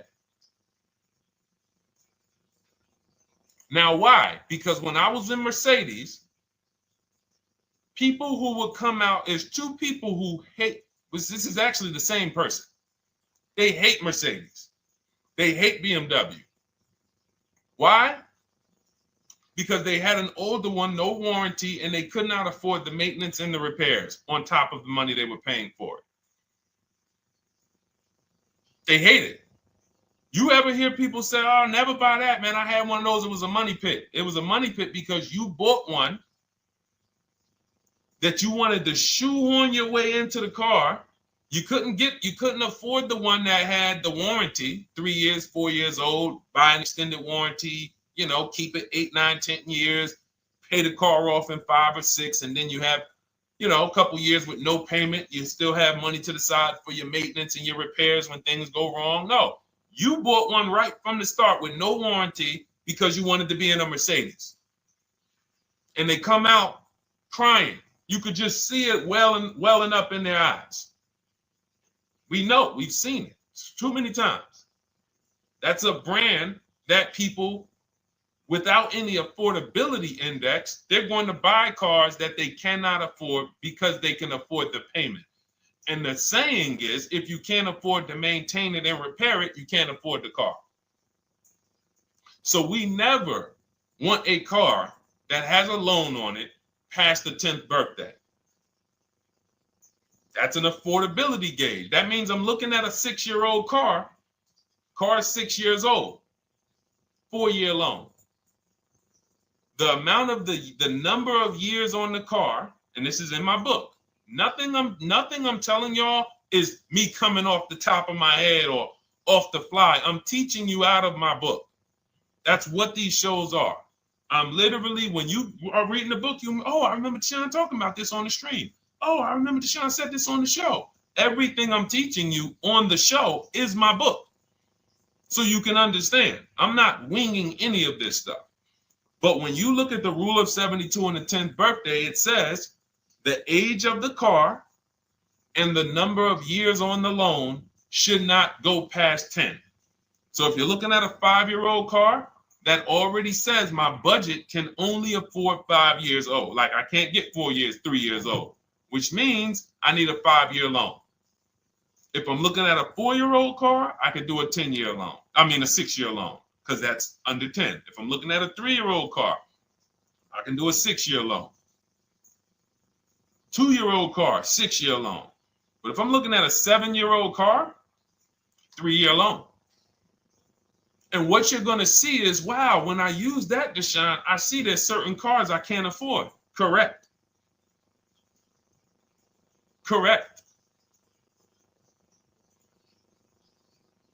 because you can't afford the car to begin with if you need to get a 6-year loan on a 7-year-old car. Does that make sense? Type dollar signs if that makes sense. Type a dollar sign if you're getting this. Type a dollar sign and let me know you're getting this. Never heard of a 40-year mortgage. Exactly, Artelis on Instagram. I didn't hear about it until I started teaching this. Because the reason we created the rule of 72 on the 10th birthday is because we wanted to bring the same standards that they have in mortgages to the car business. There are people who only get a 3-year loan on a car or a 4-year loan on a car. That's like a 15-year mortgage, short-term mortgage. And then there's people who say, all right, I want to do a more average 5 or 6-year loan. That's your 30-year mortgage. But when you start going to 7-year loans, that's 84 months on a car, you're moving to like a 40-year mortgage. You are going past affordability. This is a sign. This is a red flag. I cannot afford this car. I cannot afford this car. Let me look at less car. Let me look at what I can sacrifice. We talked about that earlier. Can I sacrifice size? You don't usually want to do that unless you're getting a car that's just big for no reason. Oh, I just like big cars. Well, you might not want to get a big car in this time. You might want to go smaller. But never get a car that doesn't cover your needs in terms of size. What you really want to look at is amenities. All right, I don't need the big sunroof and the leather and all of this stuff. You know what? Let me go to the next amenities down. Class. So you're like, oh man, I'm used to driving Lexus. I'm used to driving Mercedes. I'm used to driving Genesis. I'm used to driving Infiniti, Acura. No, maybe you got to go down to the next class. You'll save $5,000-$7,000 going to a lower class of vehicle. These are the things that you want to be looking at. This is how you want to approach. This is how you don't. This is how we win. This is how you understand your car transactions versus just like, all right, time to get a car. Can you just do this for me, Mr. Person who I know is going to make money on me, and it's your job to make money and they're going to fire you if you don't make money on me? Could you just get me the best deal possible? No. DJ EJ, thank you. Ray, getting value out of it. I see you. Awesome. Deshone, how much should we try to negotiate out the door? That's a bidding process. See, that's a feeling for, we don't worry about that. I'm going to tell you why. Some deals, their best deal is going to be $10,000 off. Some cars, the best deal is going to be $5,000 off. Give you an example. In some deals, the best deal is going to be, you're not ready for this, almost $30,000 off. Now, let me show you each one. So when you look at, where's Tiffany? So Tiffany, no, that's Chris. Hold on. That's Kanika. Oh, wait a minute. All right, let's go to the. So the question you're asking reflects normal negotiation, which is we're feeling for the bottom. We don't really know where the bottom is. We're feeling for the bottom. And you're feeling for the bottom, it's a losing strategy because you don't know how deep, you don't know how low the bottom is. When you feel like in your gut, okay, I think this feels like the bottom, you take the deal. Losing strategy. Because the bottom is different for everyone. So you look at somebody like Sean. Sean gets 15, he bought an F-150 Lightning. He got, with the discount from the dealer and the hidden money, unadvertised rebates, over $20,000 off his F-150 Lightning. Over $20,000 off. Now, you look at somebody who, let's see if we can find Kimberly. Kimberly, when she got her Maserati, I love just keeping Kimberly up because she's like, you know, she got over $20,000 off her brand new Maserati when she got it, even though it was last year. But I want to look for a smaller deal. So I think I might have took Tiffany's down. Hold on. Because Tiffany got a Mazda. Hold on. I used the strategy in your book. Hold on. Tiffany got a Mazda, and when she got her bids, her best offer was $6,300 off. That was the best offer on that car. But she had other offers that were $3,000 off, $2,000 off, sticker price, over sticker. That was $63,000 off, $6,300 off. Then you look at somebody like Milligan. Milligan got the biggest discount I've ever seen in my life. She got a $79,000 car. She got her bids, and she got almost $30,000 off. It's $79,000. She paid $51,359. Brand new car. Brand new car. Brand new car. So do you see that if we're trying to feel for the bottom, let's say you think, all right, $3,000 off. I guess that's a good deal. You're getting beheaded. So we cannot feel for the bottom. That is buyer's remorse prone. That is how we have buyer's remorse. The only thing we do is we sit at home, we get bids. That's the name of the game. When you are getting bids, life changes. You now know, oh, this deal is taking off 8. This deal is taking off 2. This deal is taking off 8. This deal is taking off 10. This deal is taking off nothing. Oh, the $10,000 dealer wins the bid. You took off $10,000. That was the bottom. And again, we use the 25-to-5 strategy where I show you how to connect with 25 dealers in 20 minutes from home. You get your bids. You want to call around, do it by phone, call and get your bids by phone. We do this by email without talking. That is what's in my book. That's how we do it. So everything we talked about is in my new digital book, Cars from Home, 7 Steps to Saving Time, Money, and Avoiding Dealerships. Normally $97, part of our welcome offer. You get your copy for $24. That's 75% off. In my TikTok bio, click that link. My Instagram bio, click that link. Or YouTube comments in the Facebook comments, deshonsbook.com. 2 hours, get your $24 and let that continue to make money for you and keep money in your family. We didn't talk about. We didn't talk about selling leases and equity in leases. We didn't talk about the bank bidding wars.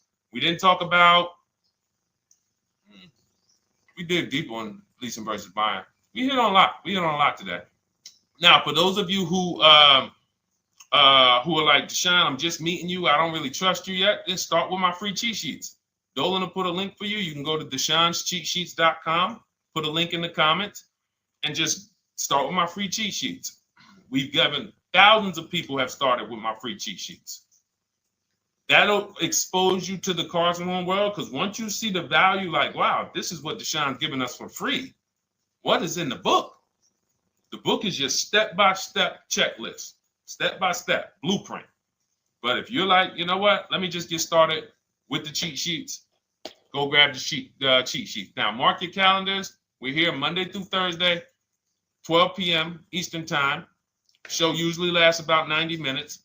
You can bring your questions. You might be watching this on a replay, because you'll see a lot of people ask the same question you would have asked.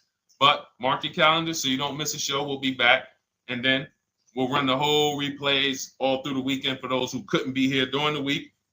So I'm going to start. I might start doing something for people who bring people. Write me some ideas, because what I really want is I want to come up with something, a way to reward people who share. That's why I wanted to give a free copy of my book to our nurse on TikTok. You know, like, I want to come up with something for people that bring people, that help me actually spread this message.